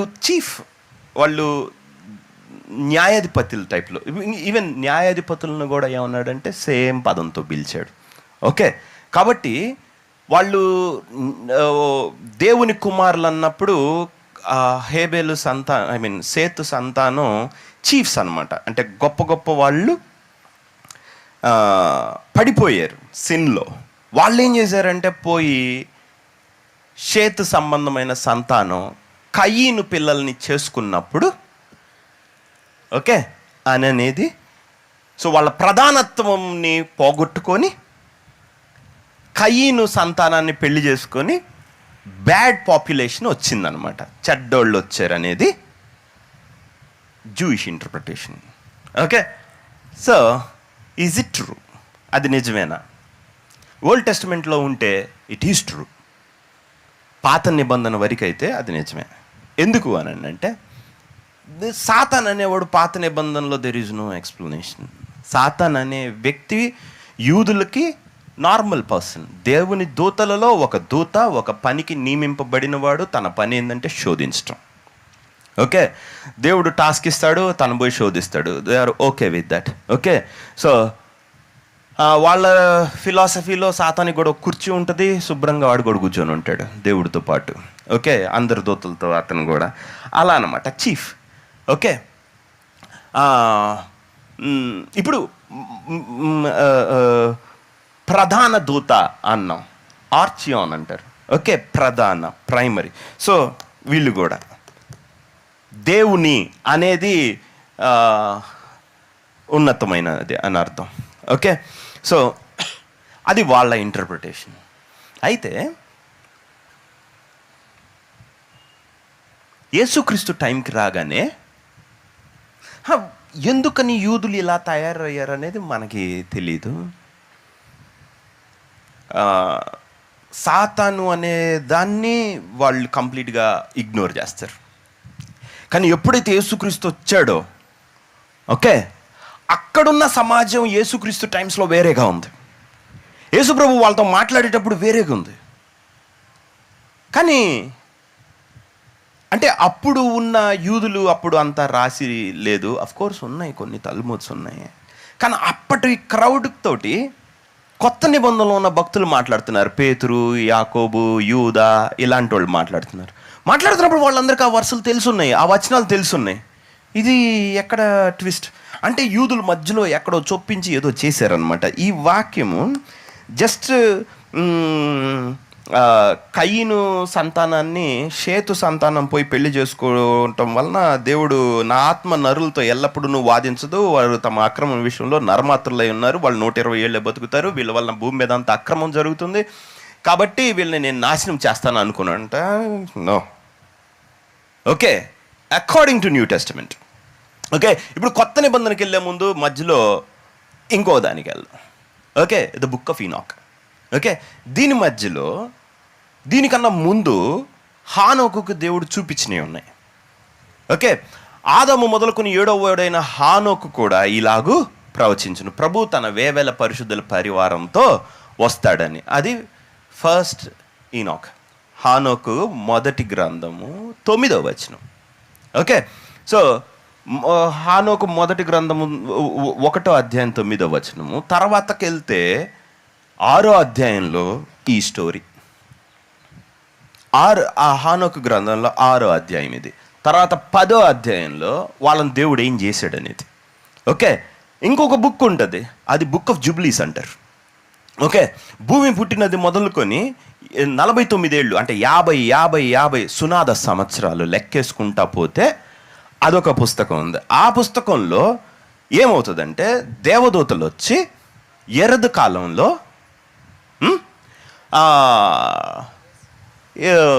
దేవదూతలు వచ్చి వీళ్ళని పెళ్లి చేసుకుంటారు, నరుల కుమార్తెలను. పెళ్లి చేసుకున్నప్పుడు వాళ్ళకి పిల్లలు పుడతారు, వాళ్ళని నెఫీలీలు అన్నారు. ఓకే, సో ఉన్నత దేహులు అన్నమాట. అది జూబ్లీస్లో ఉంది. హానోకు గ్రంథంలో కొంతమంది దేవదూతలకి కిందకి వెళ్తామని చెప్తారు దేవుడితో. కిందకి వెళ్తామని చెప్తే దేవుడు వద్దు అంటాడు, మీరు కూడా ప్రలోభానికి లొంగుతారు అని అంటాడు. కాదు ప్రభువా, నరులకి నీతి మార్గం తెలియజేద్దాం అంటారు. అంటే సరే వెళ్ళండి అంటాడు. అప్పుడు కొంతమంది దూతల కిందకు వస్తారు. ఓకే, వచ్చినప్పుడు ఆ దూతల్లో ఒకటికి తట్టిద్ది ఐడియా, అవును మనం వీళ్ళని పెళ్లి చేసుకుంటే ఎట్లా ఉంటుందని. అమ్మో ఏంట్రా నువ్వు ఈ మాట అన్నావా అని అంటాడు అనమాట. అంటే సరే మనం ఒక దగ్గరకు వద్దాం, మనం అందరం ఒక ఒప్పందం చేసుకుందాం, ఒక కర్స్ మన మీద మనం పలుక్కుందాం. ఓకే, ఎవరన్నా కనుక ఈ మాట దేవుడికి తెలియజేసింది మనలోంచి లీక్ వెళ్తే వాడు శపింపబడును గాక. కాబట్టి వాళ్ళందరూ ఒక ఒప్పందంకి వచ్చి రైట్ అనుకొని వాళ్ళు నరుల కుమార్తెలో చక్కని వాళ్ళని చూసి పెళ్లి చేసుకుంటారు. వాళ్ళకు పుట్టిన పిల్లలే నెఫీలీలు, ఉన్నత దేహులు. ఓకే,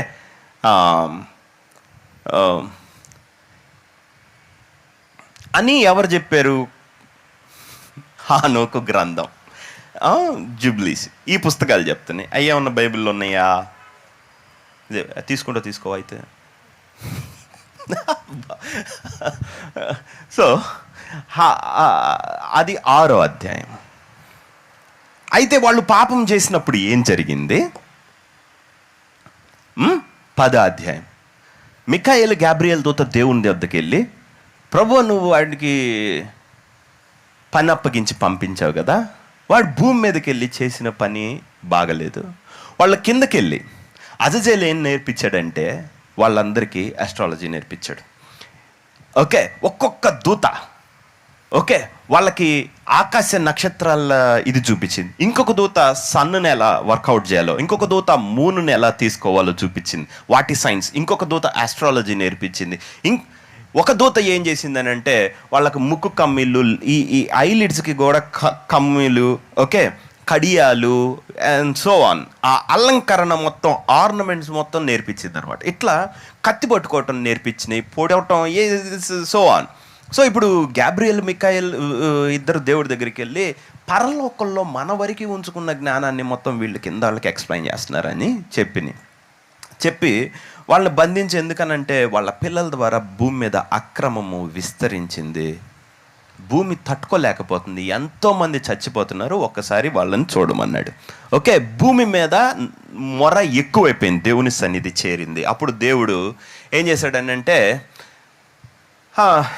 నువ్వు ఆ దూతలను తీసుకొని వెళ్ళి, రెడీయా, చైన్స్ తీసుకొని వెళ్ళి వాళ్ళని డ్యూడేల్ అనే ఒక ప్లేస్లో, ఓకే ఇప్పుడు అది ఇక్కడ లేదు, ఒక ప్లేస్లో నువ్వు వాళ్ళని 70 ఏళ్ళు బంధించన్నాడు. Okay, 70 is a symbolic number. వాళ్ళని బంధించమన్నాడు. ఓకే, తీర్పు దినము వరకు వాళ్ళని కావల్లో ఉంచమని చెప్పాడు. సరే, వాళ్ళని తీసుకొని వెళ్ళి కావల్లో ఉంచారు. ఇది బుక్ ఆఫ్ ఈనాక్, హానోకు గ్రంథం. అయితే ఇప్పుడు ఇక్కడ ఉన్న ట్విస్ట్ ఏంటంటే,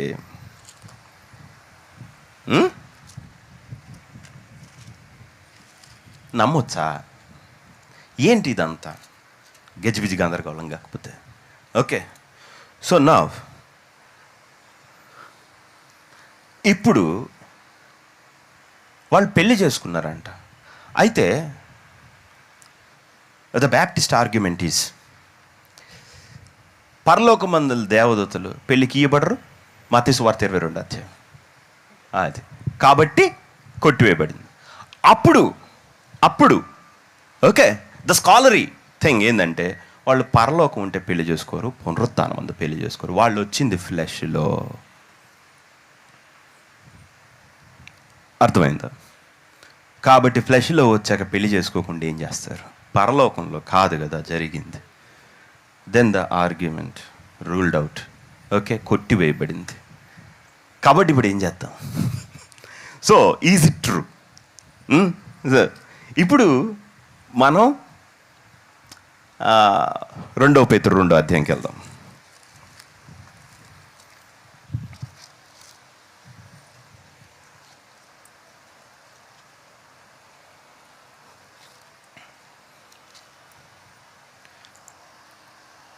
పేతురు రాసిన 2 పత్రిక 2 అధ్యాయం.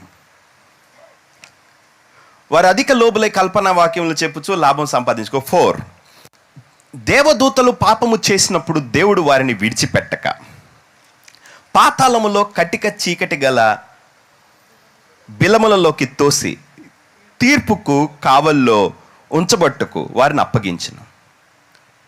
ఓకే, మరియు ఆయన పూర్వకాలమందున్న లోకమును విడిచిపెట్టక, అంటే పూర్వకాలం అందున్న లోకం ఏంటి? ఇప్పుడు ఆయన దేవదూతలు పాపము చేసినప్పుడు ఇంకెక్కడైనా ఉందా? నోవాహు తీసేస్తే ఎక్కడైనా ఉందా? ఇంకెక్కడా లేదు. సరే, మన ఇంటర్ప్రిటేషన్ కాదు, నెక్స్ట్ వర్స్ చూద్దాం. సో మరియు ఆయన పూర్వకాలం, ఇప్పుడు పూర్వకాలం అంటే ఏదో చూడాలి. పూర్వకాలం అందున్న లోకం అంటే ఏంటి? దేవుడు వదిలిపెట్టలేదంట, విడిచిపెట్టక అప్పుడున్న భక్తిహీనుల సమాజం మీదకి జలప్రళయం రప్పించిన. అంటే పూర్వకాలం ఉన్న లోకం ఏది? నోవాహు టైమేగా. సో దేవుని కుమారులు నరుల కుమార్తెలతో వెళ్ళినప్పుడు పెద్దోళ్ళు పుట్టారు, జైంట్స్ పుట్టారు. సో పాతాళం లోకమందులి కటిక చీకటి బిలములో వాడికి తీర్పు కావలి ఉంచాడు. ఒక్క నిమిషం తలబైకెత్తండి. ఇప్పుడు దేవదూతలు పరశరీరానుసారులైనందు వలన దేవుడు వాళ్ళకి ఇచ్చిన శిక్ష ఏంటి? హెల్. అర్థమవుతుందా? ఇంకొక శరీరాన్ని వాళ్ళు అనుసరించినందున, whether it be male or female, okay, మగవాళ్ళైనా ఆడవాళ్ళు మగవాళ్ళు ఆడవాళ్ళైనా, ఎందుకంటే తర్వాత వరుసలో సొదొమ గొమొర అటువల్లనే అన్నాడు. ఓకే, పర శరీరం, నీ శరీరం కాకుండా ఇంకొక శరీరం అయితే, ఓకే, అర్థమవుతుందా? పర శరీరాలు అయిన కాబట్టి వాళ్ళకి దేవుడు ఇంతకు మునిపే తీర్పు తీర్చను అన్నాడు. ఓకే, సో దేవదూతలు చేసినప్పుడు వాళ్ళని ఫస్ట్ ఏం చేశాడంటే జడ్జిమెంట్లో చీకటి గల బిలం టార్టరస్లో వాళ్ళని ఉంచాడంట. దేనికి? డెస్టిన్ టు హెల్. ఆ శిక్ష, ఆ విధానం, అన్యాయం, అక్రమం, ఆ టైమ్స్లో జరిగిన ప్రతిదీ, హత్య, వ్యభిచారము, ఇంకేమన్నా, లేకపోతే ఆకాశ నక్షత్రాలను విగ్రహారాధన, సో ఆన్, వీటన్నిటికీ దేవుడు తీర్పు అప్పుడే అయిపోయి వాళ్ళందరినీ తీర్పుకు కావలిలో ఉంచాడు. ఇప్పుడు చూడు, జలప్రలయం రప్పించినప్పుడు నీతిని ప్రకటించిన నోవాహు మరి 7 కాపాడాను. ఓకే, అటువలనే సొదొమ గొమొర పట్టణములను భస్మం చేసి, ఎటువల్లనే అలాగనే పోతే డిఫరెంట్ వేలో సొదొమ గొమొరని ఆయన అటాక్ చేశాడు. ఓకే, చేసి భస్మము చేసి ముందుకు భక్తిహీనులకు వారికి దుష్టాంతంగా ఉంచుటకు వారికి నాశనము విధించను. ఓకే, ఇప్పుడు 4, దేవదూతలు పాపము చేసినప్పుడు, ఇప్పుడు నోవాహు గ్రంథంలో చెప్తున్నది ఇంతకీ ఎవరని అర్థం? దేవదూతలు పాపము చేసినప్పుడు తమ ప్రధానత్వం నిలుపుకో, అప్పుడు వాళ్ళు ఎవరని అర్థం? రైట్, ఒక్క సాక్షే కదా, ఒప్పుకోకూడదు. సో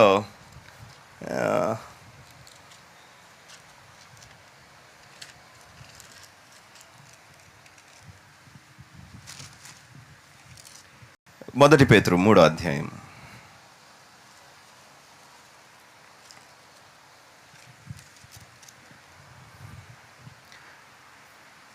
పంతొమ్మిదో వచనం. దేవుని దీర్ఘశాంతము ఇంకా కనిపెట్టుచుండినప్పుడు, దేవుడు ఓర్చుకుంటున్నాడు. ఎప్పుడు? పూర్వము నోవాహు దినముల్లో. ఏ టైంలో? ఓడను సిద్ధపరచబడుచుండగా అవిధేయులైన వారి యొద్దకు, అనగా చెరలో ఉన్న ఆత్మల యొద్దకు. ఓకే, ఇదే తెలుగులో ఉన్న పెద్ద ప్రాబ్లం. మళ్ళీ అక్కడ ఏం చేశాడు? కామా కొట్టి ఆయన ఆత్మరూపుగానే. ఇక్కడ ఈ వర్స్ మొత్తం ఏంటంటే, దేవుని దీర్ఘశాంతం కనిపెడుతుందంట. అంటే దేవుడు ఓర్చుకుంటున్నాడు. 120 సంవత్సరాలు అన్నాడు కదా, ఓర్చుకుంటున్నాడు. ఓడను సిద్ధపరుస్తా ఉన్నాడు. ఓడను సిద్ధపరుస్తా ఉన్నప్పుడు, ఓకే, అవిధేయులైన వారి యొద్దకు, ఓడని సిద్ధపరిచేటప్పుడు అవిధేయులైన వారి యొద్దకు అంటే ఎవరి యొద్దకు? ఇప్పుడు ఓడని రెడీ చేస్తున్నారు. ఓడని రెడీ చేస్తుంటే అక్కడ ఇద్దరు మాత్రమే దేవుడిని నమ్మినోళ్ళు, నోవాహు భార్య. ఇంకా పిల్లలు కూడా పుట్టిలేరు. తర్వాత 30 ఏళ్ళు 20 ఏళ్ళ తర్వాత కదా పిల్లలు పుట్టింది. 480కి దేవుడు కానీ 120కి ఇంక చాలా ఏళ్ళు అయ్యింది పిల్లలు పుట్టాలని అంటే. ఓకే, సో నోవాహు ఓడను కట్టే టైంలో అవిధేయులైన వారందరి దగ్గరికి అన్నమాట ఏం జరిగిందంట, దేవుడు వాళ్ళని ఏం చేస్తున్నాడు? దీర్ఘశాంతముతో కనిపెడుతున్నాడు అనమాట. ఓడ సిద్ధపరచుండగా అవిధేయులైన వారి యొద్దకు, అనగా చెరలో ఇప్పుడు ఉన్న ఆత్మలకు ఆయన ఆత్మరూపుగానే వెళ్ళి ప్రకటించెను. అది నేను ఎందుకు యాడ్ చేస్తాను తెలుసా? క్లారిటీ కొరకు. ఓకే, ఇప్పుడు చెరలో, నౌ అర్థమవుతుంది. సో ఏమంటున్నాడంటే, ఇప్పుడు స్పిరిట్ ఉందనుకో, తన స్పిరిట్ తనలోకి వచ్చింది అన్నాడు లూకా సువార్త 8వ అధ్యాయం 55వ వచనం. ఓకే, తల్లి తక్కుమి అన్నాడు, చిన్నదానా లెమ్ము అన్నాడు. ఓకే, తన స్పిరిట్ తనలోకి వచ్చిందంట. ఇప్పుడు స్టెఫెన్ అన్నాడు, నా ఆత్మను యేసుప్రభువా చేర్చుకొని అన్నాడు. ఓకే, సో ఇప్పుడు దేవుడు ఆత్మగా మనిషిని చూస్తున్నాడా? చూడట్లేదా? యా. ఓకే, సో ఇప్పుడు అక్కడున్న ఆత్మలకు దేవుడు ఆత్మరూపుగానే వెళ్ళి, నా ఆత్మ నరులతో ఎల్లప్పుడూ వాదించదు, ఎందుకంటే వాళ్ళు నరమాతృలై ఉన్నారు. ఓకే, సో ఆ డేస్ మొత్తంలో వాళ్ళ కోసం దేవుని దీర్ఘశాంతం అంతా ఏం చేస్తుందంట? కనిపెడతా ఉందంట. ఓకే, అనగా చెరలో. ఇప్పుడు ఈ వర్స్ ఏంటంటే, చాలామంది దైవజనులు, అంటే నేను బైబిల్ చదువుతున్నప్పటి నుంచి, ఓకే, అందరికీ పెద్ద క్రూషియల్ వర్స్ అనమాట. చెరలోకి వెళ్ళాడు అనగానే, చెర అనగానే డాక్టర్స్కి ఎట్టెళ్ళాడు. యేసుప్రభు చనిపోయిన తర్వాత మృతుల్లో నుంచి వెళ్ళిపోయి అక్కడున్న ఆత్మలకు మాట్లాడు, అక్కడ కూడా రక్షణ ఉంటుందా? వాళ్ళు మళ్ళీ పరలోకి వెళ్తారు? No no no no no no. అప్పుడే వాళ్ళకి దేవుడు చెర అనేది ఫిక్స్ చేశాడు. వాళ్ళ దగ్గరికి వెళ్ళాడు. ఓకే, సో నోవాహు దినముల్లో జరుగుతున్నది పేతురు రాస్తున్నాడు. ఇప్పుడు నాదొక డౌట్, పేతురుకి ఎట్లా తెలుసు? ఉందా పేతురుకి హానోకు గ్రంథము? మరి నీ ఇష్టం వచ్చినట్టు నువ్వు రాయొచ్చా? స్మైల్స్ చెప్పట్లేదు, నీ ఇష్టమా అసలు? ఎంత పేతురు అయితే మాత్రం, కేఫ్ అయితే మాత్రం నువ్వు పిచ్చి పిచ్చి రాయి మీద కడతావు నువ్వు. So now let us turn to Jude.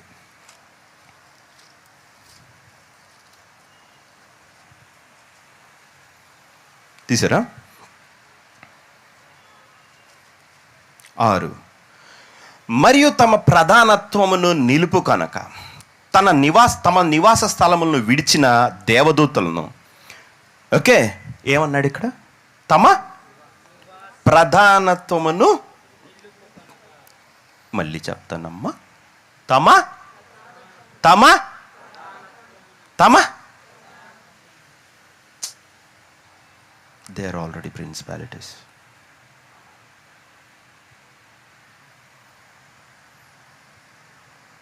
ప్రధానులు తమ ప్రధానత్వమును నిలుపుకొనక. ఇప్పుడు సాతాను ఏమంటాం? హీ ఈజ్ ఆల్సో అతను కూడా ప్రధానత్వం ఉంచుకున్నాడా? నో. అర్థమవుతుందా? తీసేసినంత మాత్రాన ఆ పోస్ట్ అంత ఫ్రీగా ఇవ్వరు. హలో, లేదు పో, వెళ్ళిపోయింది పో అని అంటే ఆడేం బెగ్గర కాదు వెళ్ళిపోవటానికి. కుదరదలా. ఒకసారి దేవుడు పవర్ వేస్ట్ చేసిన తర్వాత, ఒక్కడికి ఇచ్చిన తర్వాత తీసుకోవటం కష్టం. అంతకన్నా టాప్కి వెళ్ళి వాడిని చంపేయటం తప్ప. అది నాకు ఇచ్చే కుదరదు, ఇది ఇచ్చి ఎల్కేజీలో రోజా పువ్వు ఇచ్చి హోంవర్క్ చేయలేదని తీసేసుకునేది కాదు. రైట్? ఓకే. సో ఇక్కడేమంటున్నాడు? మరియు తమ ప్రధానత్వమును నిలుపుకొనక. ఓకే, దేవుడు వాళ్ళకి ప్రిన్సిపల్ లెవెల్ ప్రధానత్వం విడిచిపెట్టి ఇందాక పేతురు పరశరీరానుసారులైనందున, ఓకే, వాళ్ళ సిన్ చూడండి. వాళ్ళు స్పిరిట్లో ఉండి లోకంలోకి వచ్చిన తర్వాత మనుషులై శరీరాన్ని వాళ్ళు పొసెస్ చేసుకున్నందున, కలిసినందున, ఓకే, అది సిన్. వాళ్ళకి కూడా ఫ్రానికేషన్ అయింది, వాళ్ళకి కూడా వ్యభిచారం అయింది. ఓకే, దేవత మహాదినము. Wait a minute. స్త్రీలు ముసుగుండవల్లని ఎందుకన్నాడు అంటే ఆరాధించేటప్పుడు దూతలు కూడా ఉంటాయి అన్నమాట. అందుకు వేసుకోండి అన్నాడు. సరేనా? ఓకే. సో తమ ప్రధానత్వం నిలుపుకొనక తమ నివాస స్థలములను విడిచిన, అంటే ఈ చర్చిలో మనం చేసేటప్పుడు వాళ్ళు కూడా ఉంటారనమాట. అర్థమవుతుందా? సో ఎవ్రీవేర్ వర్షిప్ జరుగుతుందంటే వాళ్ళు లేకుండా ఉండదు. ఓకే, అందుకే స్త్రీకి ముసుగు ఉండవాలని తన పురుషుడిని దేవదూతలను బట్టి అన్నాడు. సరేనా? కుదిరితే మగపిల్లలు కూడా వేసుకుని అంటే చెప్పలేం కదా.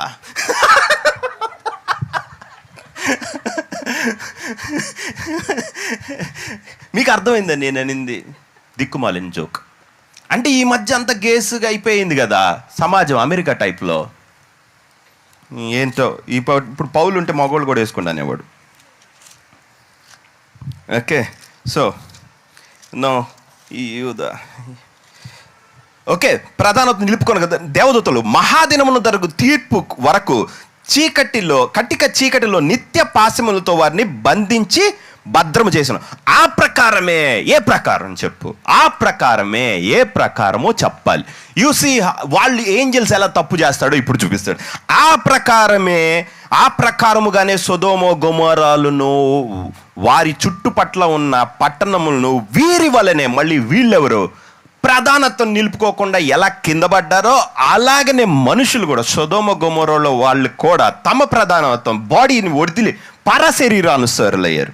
ఓకే, వీరి వల్లనే వ్యభిచారము చేయుచు పరశరీరానుసారులైనందున క్రితం దేవదూతలకు ఏ తీర్పు తీర్చాడో అలాగనే వీళ్ళకి కూడా అది.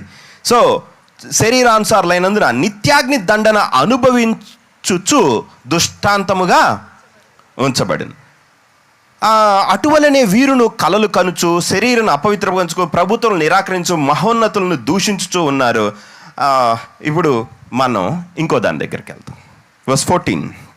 ఓకే, ఆదాము మొదలుకొని 7వ వాడైన హానోకు కూడా వీరిని గురించి ప్రవచించను. ఉండండి ఒక్క నిమిషం.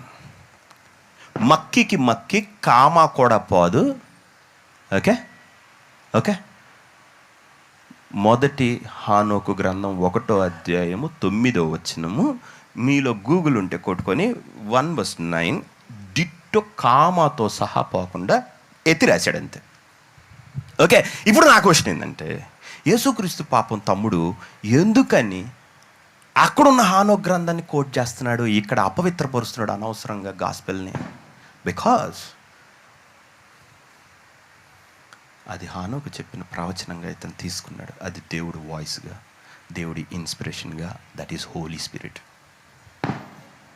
అర్థమవుతుంది కదా? ఓకే, ఆ మొదలుకొని 7వ వాడైన హానోకు కూడా ఇలాగ ఇప్పుడు 1వ అధ్యాయం 1వ వచనంలో ఉన్నది.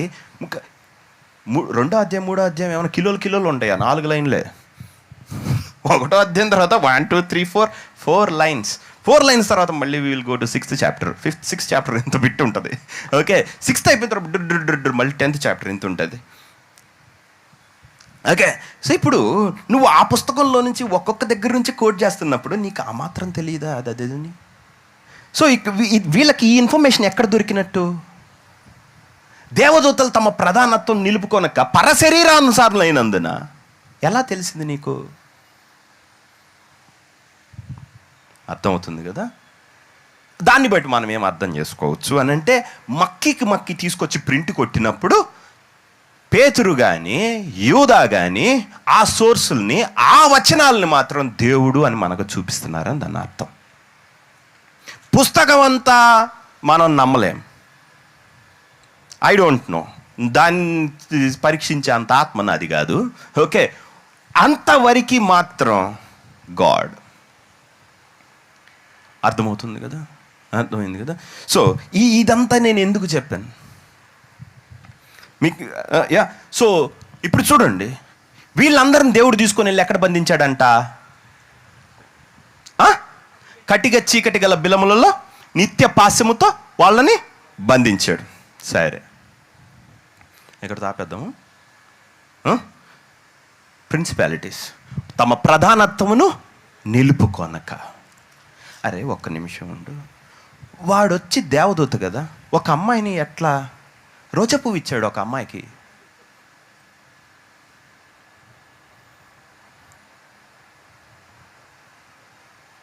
నీకు మైండ్ పోయిద్ది అసలు. లేదు ఆ అమ్మాయి నా జీవితంలోకి ఎందుకు వచ్చిందంటే యేసుక్రీస్తుని నమ్ముతా. అవునా? ఎట్లా? అరే నోవాహు టైంలోనే పడేస్తే ఇప్పుడు పడేయరా? తాతూ తెలియనప్పుడే ఇన్స్టాగ్రామ్ చూసి కూడా వెళ్ళిపోవచ్చు కదా మనం శుభ్రంగా. మనం ఏంటంటే పాన్ వచ్చి వాళ్ళకన్నా ఎక్కువ తెలుసు అనుకొని అవన్నీ ఎత్తేసాం. అర్థమవుతుందా? దాని ఆథెంటిసిటీ అక్కడ ఉన్నోళ్ళే చెప్తున్నారు ఇది సంగతి అని. ఓకే, యేసుప్రభు రాకపోతే అసలు సాతాను మనం పరలోకంలో చూసుకోవాలి. యేసుప్రభు వచ్చి వాడితో నాకు నిమిత్తం ఏమీ లేదన్నాడు. వాడు అబద్ధికుడు, అబద్ధమునకు జనకుడు నై ఉన్నాడు. కట్ చేసేసాడు. ఆయన మరణం నిరర్ధకం చేసి నీతిని అక్షయతను వెలుగులోనికి తీసుకొచ్చును. ఓకే, శత్రు బలమంతటి మీద అన్నాడు. సో దేవుడు అతని శత్రువుగా చూస్తున్నాడు. సాతాను దేవుడోడు కాడనేది క్లారిటీ ఇచ్చేసాడు అనమాట. సో కొత్త నిబంధనలో మనకు అది కనబడుతుంది. So what is the use of this verse? ఇప్పుడు దీనివల్ల మనకు వచ్చే ఉపయోగం ఏంటి? సో ఇప్పుడు మీకు ప్రధానులు, క్యాన్ యూ గెట్ ఇట్? అర్థమవుతుంది కదా? అయితే ఇప్పుడు ఏమైందో తెలుసా? 11వ అధ్యాయం తీయండి, ప్రకటనలు. నాకు ఎందుకో చూపించాలని లేదు, లైట్గా దాచిపెట్టుకోవాలనిపిస్తుంది అప్పుడప్పుడు. సార్ ప్రకటనలు 11 తీసారా?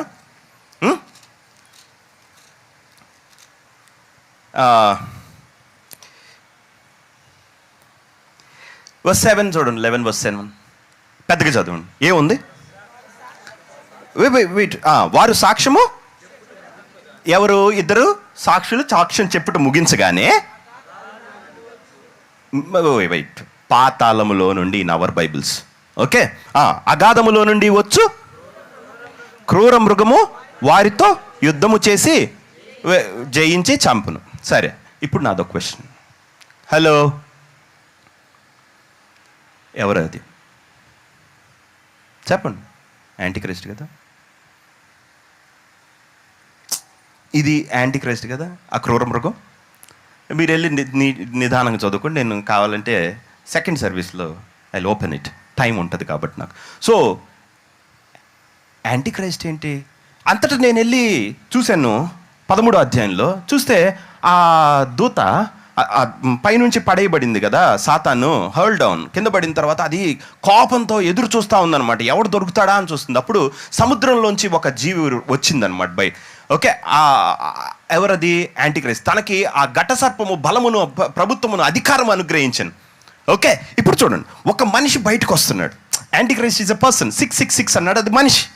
ఇప్పుడు మనిషికి పాతాళంలో నుండి వచ్చే క్రూర మృగంతో ఏం పని? హలో, ప్రిన్సిపాలిటీ అంటే కింద పెట్టినోళ్ళు బయటకు వస్తారనమాట ఒకరోజు. అందుకే 9వ అధ్యాయం 1వ వచనంలో ఆ పాతాళ బిలమును తెరుము అన్నాడు. దానిలో నుంచి బయటకు వచ్చాడు అబద్దోను, వాడి పేరు అపోలియోన్ అన్నాడు ఇన్ గ్రీక్. ఓకే, ఏంటి వీళ్ళంతా బంధింపబడిన వాళ్ళు బయటకు వస్తున్నారు? You are fighting with them, wrestling with them. అర్థమవుతుంది కదా? అంటే అబ్బా ఎందుకు ఇంత చెడ్డాడు రాజుగా ఉన్నాడు, దాని అర్థం ఏంటంటే ప్రార్థన చేయమని అర్థం. యు కెనాట్, నువ్వు లోక యుద్ధాలు పోరాడవు, నువ్వు దేవుని యుద్ధాలు పోరాడుతున్నావు. మనకి ఈ లోకంతో సంబంధమే లేదు. బట్ క్రిస్టియానిటీకి వచ్చే అటాక్, అది క్రిస్టియన్కి వచ్చే అటాక్. ఒక క్రైస్తవుడి మీదకి సాతాను పన్నుతున్న పన్నాగం అన్నమాట. దేవుడు కొంత సమయం వాళ్ళకి బయటికి తీసుకొని వస్తున్నాడు. హలో, యాంటీక్రైస్ట్ చూడటానికి మనిషే, కానీ అందుకే యేసు ప్రభు మాటలు ఇప్పుడు మనం బయటికి తీయాలి. చెప్పండి మీరు, అవర్స్ పాతాళలోక ద్వారములు దీని ఎదుట, అది కింద నుంచి వస్తాయా? ఎస్. ఎందుకని పాములను తేళ్లను త్రెక్కుటకు శత్రు బలం అంతటి మీద మీకు అధికారం అనుగ్రహించి ఉన్నాను. అర్థమవుతుంది? ఆయన కింద ఉన్నాడు కాబట్టి వాడు పైనుంచి పడ్డాడు. ఆయన పైకి వెళ్ళిన తర్వాత నిజంగా పైన లేడు. ఓకే, సో ఇప్పుడు మనం పోరాడుతున్నామంటే, ప్రార్థన చేస్తున్నామంటే ఏంటన్న అర్థం? అర్థమవుతుందా? You are fighting with the principality. ఒక నిజమైన దాంతో నువ్వు, అర్థమవుతుంది? సో నోవాహు దినములు ఎలాగా, హానోకు దినములు ఎలాగా, తర్వాత లెమెక్ దగ్గరకు వచ్చి గాబ్రియల్ దూత, I don't remember, I think so, Gabriel దూత వచ్చి చెప్తాడు నోవాహుని తో చెప్పని చెప్పి. సరే, సో అంటే దాని అర్థం ఇప్పుడు అందుకే 2 తెస్సలోనిక ఒక్కసారి తీయండి. 2 తెస్సలోనిక 2, అవసరం లేదనుకుంటా, మనకి టైం పోతుంది, నేనే చెప్తాను. ఓకే, కాబట్టి వాని రాకడ ఏంటంటే సమస్త అబద్ధం కూడుకొని డెల్యూషన్తో ఉంటుంది అన్నమాట. ఓకే, అబద్ధాన్ని నమ్మే శక్తిని దేవుడు వారికి పంపుతున్నాడు. ఓకే, నువ్వు చూస్తూనే ఉంటావు దైవం. ఇప్పుడు దైవజనులు అందరూ మాట్లాడుతూ ఉంటే ఏది దేవుడు కూడా అర్థమై చావదు అసలు. అర్థమవుతుంది కదా? అసలు ఇతని నోట్లో నుంచి వచ్చేదేమో మహాభయంకరమైంది, కానీ ఇతను చేసే పని ఏమో కాదు. అవును కాదా అవునాక అర్థం కాక ప్రాబ్లం. హలో, దేవుడికి అసలు కన్ఫ్యూజన్ ఉండదు దేవుడి విషయంలో. అర్థం ఉందా? ఆయన ఇప్పుడు ఈ వర్స్ అంతా పేతురు కోట్ చేసేది ఎక్కడో తెలుసా? కొంతమంది బయలుదేరారు అబద్ధ ప్రవక్తలు, అబద్ధ బోధకులు, అంటే వాళ్ళ దగ్గర నుంచి కన్ఫ్యూషన్ వస్తుంది. టైట్ కన్ఫ్యూషన్ చర్చిలోంచే మొదలవుతుంది అది. సరే, ఓకే, సో ఈ వాక్యం ఎందుకు చెప్పానంటే, we wrestle not with flesh and blood. మనం శరీరాలతోటి పోరాడట్లేదు, రక్త మాంసములతో మనం పోరాడట్లేదు. మనం పోరాడినది ప్రధానులతోనూ, అధికారులతోనూ, ప్రస్తుత అంధకార సంబంధులకు లోకనాథులతోనూ పోరాడుతున్నాం. కాబట్టి వీటన్నిటి కోసం ఏంటంటే రక్షణ శిరస్త్రం, దేవుని వాక్యం ఆత్మ ఖడ్గం పట్టుకొని అన్ని విషయాలను మీరు ఆత్మతో ప్రార్థన చేయండి అని. ప్రార్థన విజ్ఞాపనములు చేయుచు మెలకువగా ఉండిడి అన్నాడు. అంటే మీ ప్రేయర్ ఒక టఫ్ సిచ్యువేషన్, ఒక టఫ్ ఫైట్ ద్వారా మీరు వెళ్తున్నారనంటే, స్టాగ్నేషన్ ఉందంటే, ఆగిపోవటం ఉందంటే, కదలటం లేదంటే, ఒకటి నువ్వు కట్ట మొదలుపెట్టి ఆగిపోయింది అని అంటే దెర్ ఇస్ సంథింగ్ బిహైండ్. అర్థమవుతుంది కదా? సో అది ప్రారంభమైద్ది కానీ ఆగిద్ది. అది ముందుకి ఎన్నిసార్లు ప్రయత్నించు, ఎక్కుతావు పడతావు, 2 మెట్లు ముందుకి 3 మెట్లు వెనక్కి. Okay, your fighting. అది మామూలు వాటితో పోదు, తెలివి ఉండాలి. నాలెడ్జ్ ఏంటంటే ఎక్స్ప్లిసిట్గా, ప్రస్ఫుటంగా your fighting with the principality, your wrestling. Okay, అది నువ్వు గెలవాలన్నమాట. గెలిస్తే తప్ప ఇక్కడ అది పోదు. Okay, to be continued in the second service. Okay, కళ్ళు మూసుకోండి, ప్రార్థన చేసుకుని. తండ్రి, నీ పరిశుద్ధ నామమునకు స్తోత్రాలు. ప్రభువా, నీ వాక్యం ద్వారా మాతో మాట్లాడినందుకు నీ కృతజ్ఞతలు తండ్రి.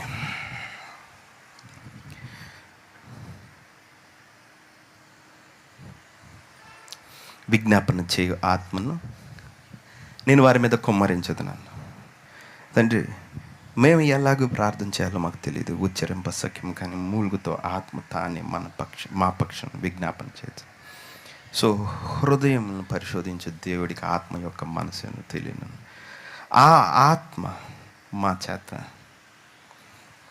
తండ్రి వాళ్ళ జీవితంలో, సంఘంలో, వాళ్ళ రిలేషన్షిప్స్లో ఈ లోకంలో, ఈ లోక రాజ్యంలో, దేనిలో అయినా తండ్రి నీ ఉద్దేశం, నీ చిత్తం నెరవేర్చడానికి మమ్మల్ని నువ్వు సాతానికి అగెయిన్స్ట్గా మమ్మల్ని వాడుతున్నావు. అంటే ఏ స్ట్రాంగ్ హోల్డ్స్ అయితే ఉన్నాయో మా ఎదుట యాజ్ ఎన్ ఇండివిజువల్, ఒక వ్యక్తిగతంగా కానీ, అది కుటుంబ పరంగా కానీ, అది సంఘపరంగా, అది దేశపరంగా కానీ, ఆ బలమైన ప్రతి దుర్గాన్ని వాళ్ళ లైఫ్లో వాళ్ళు కాంకర్ చేయటానికి తండ్రి నీ నాలెడ్జ్ను వాళ్ళకు అనుగ్రహించావు. అయితే దాన్ని వాళ్ళు వర్కౌట్ చేయటానికి, వాళ్ళ ఎదుటున్న శోధన, వాళ్ళ ఎదుటున్న సాతాను సంబంధమైందని ఆ తంత్రం అన్నిటిని వాళ్ళు గెలవటానికి నీ గ్రేస్ అనుగ్రహించమని ఆ ప్రేరేపణ, ప్రార్థనలో ఆ జవాబు, ఆ ఆన్సర్, ఆ సక్సెస్, ఆ విడుదల నువ్వు వాళ్ళకి అనుగ్రహించమని, తద్వారా వాళ్ళ లైఫ్లో, వాళ్ళ రిలేషన్షిప్స్లో అన్నిటిలో గొప్ప విడుదల, విజయంను తీసుకుంటామని యేసుక్రీస్తు నామమున అడిగి వేడుకొంచున్నాను తండ్రి. ఆమేన్. ఇవ్వండి.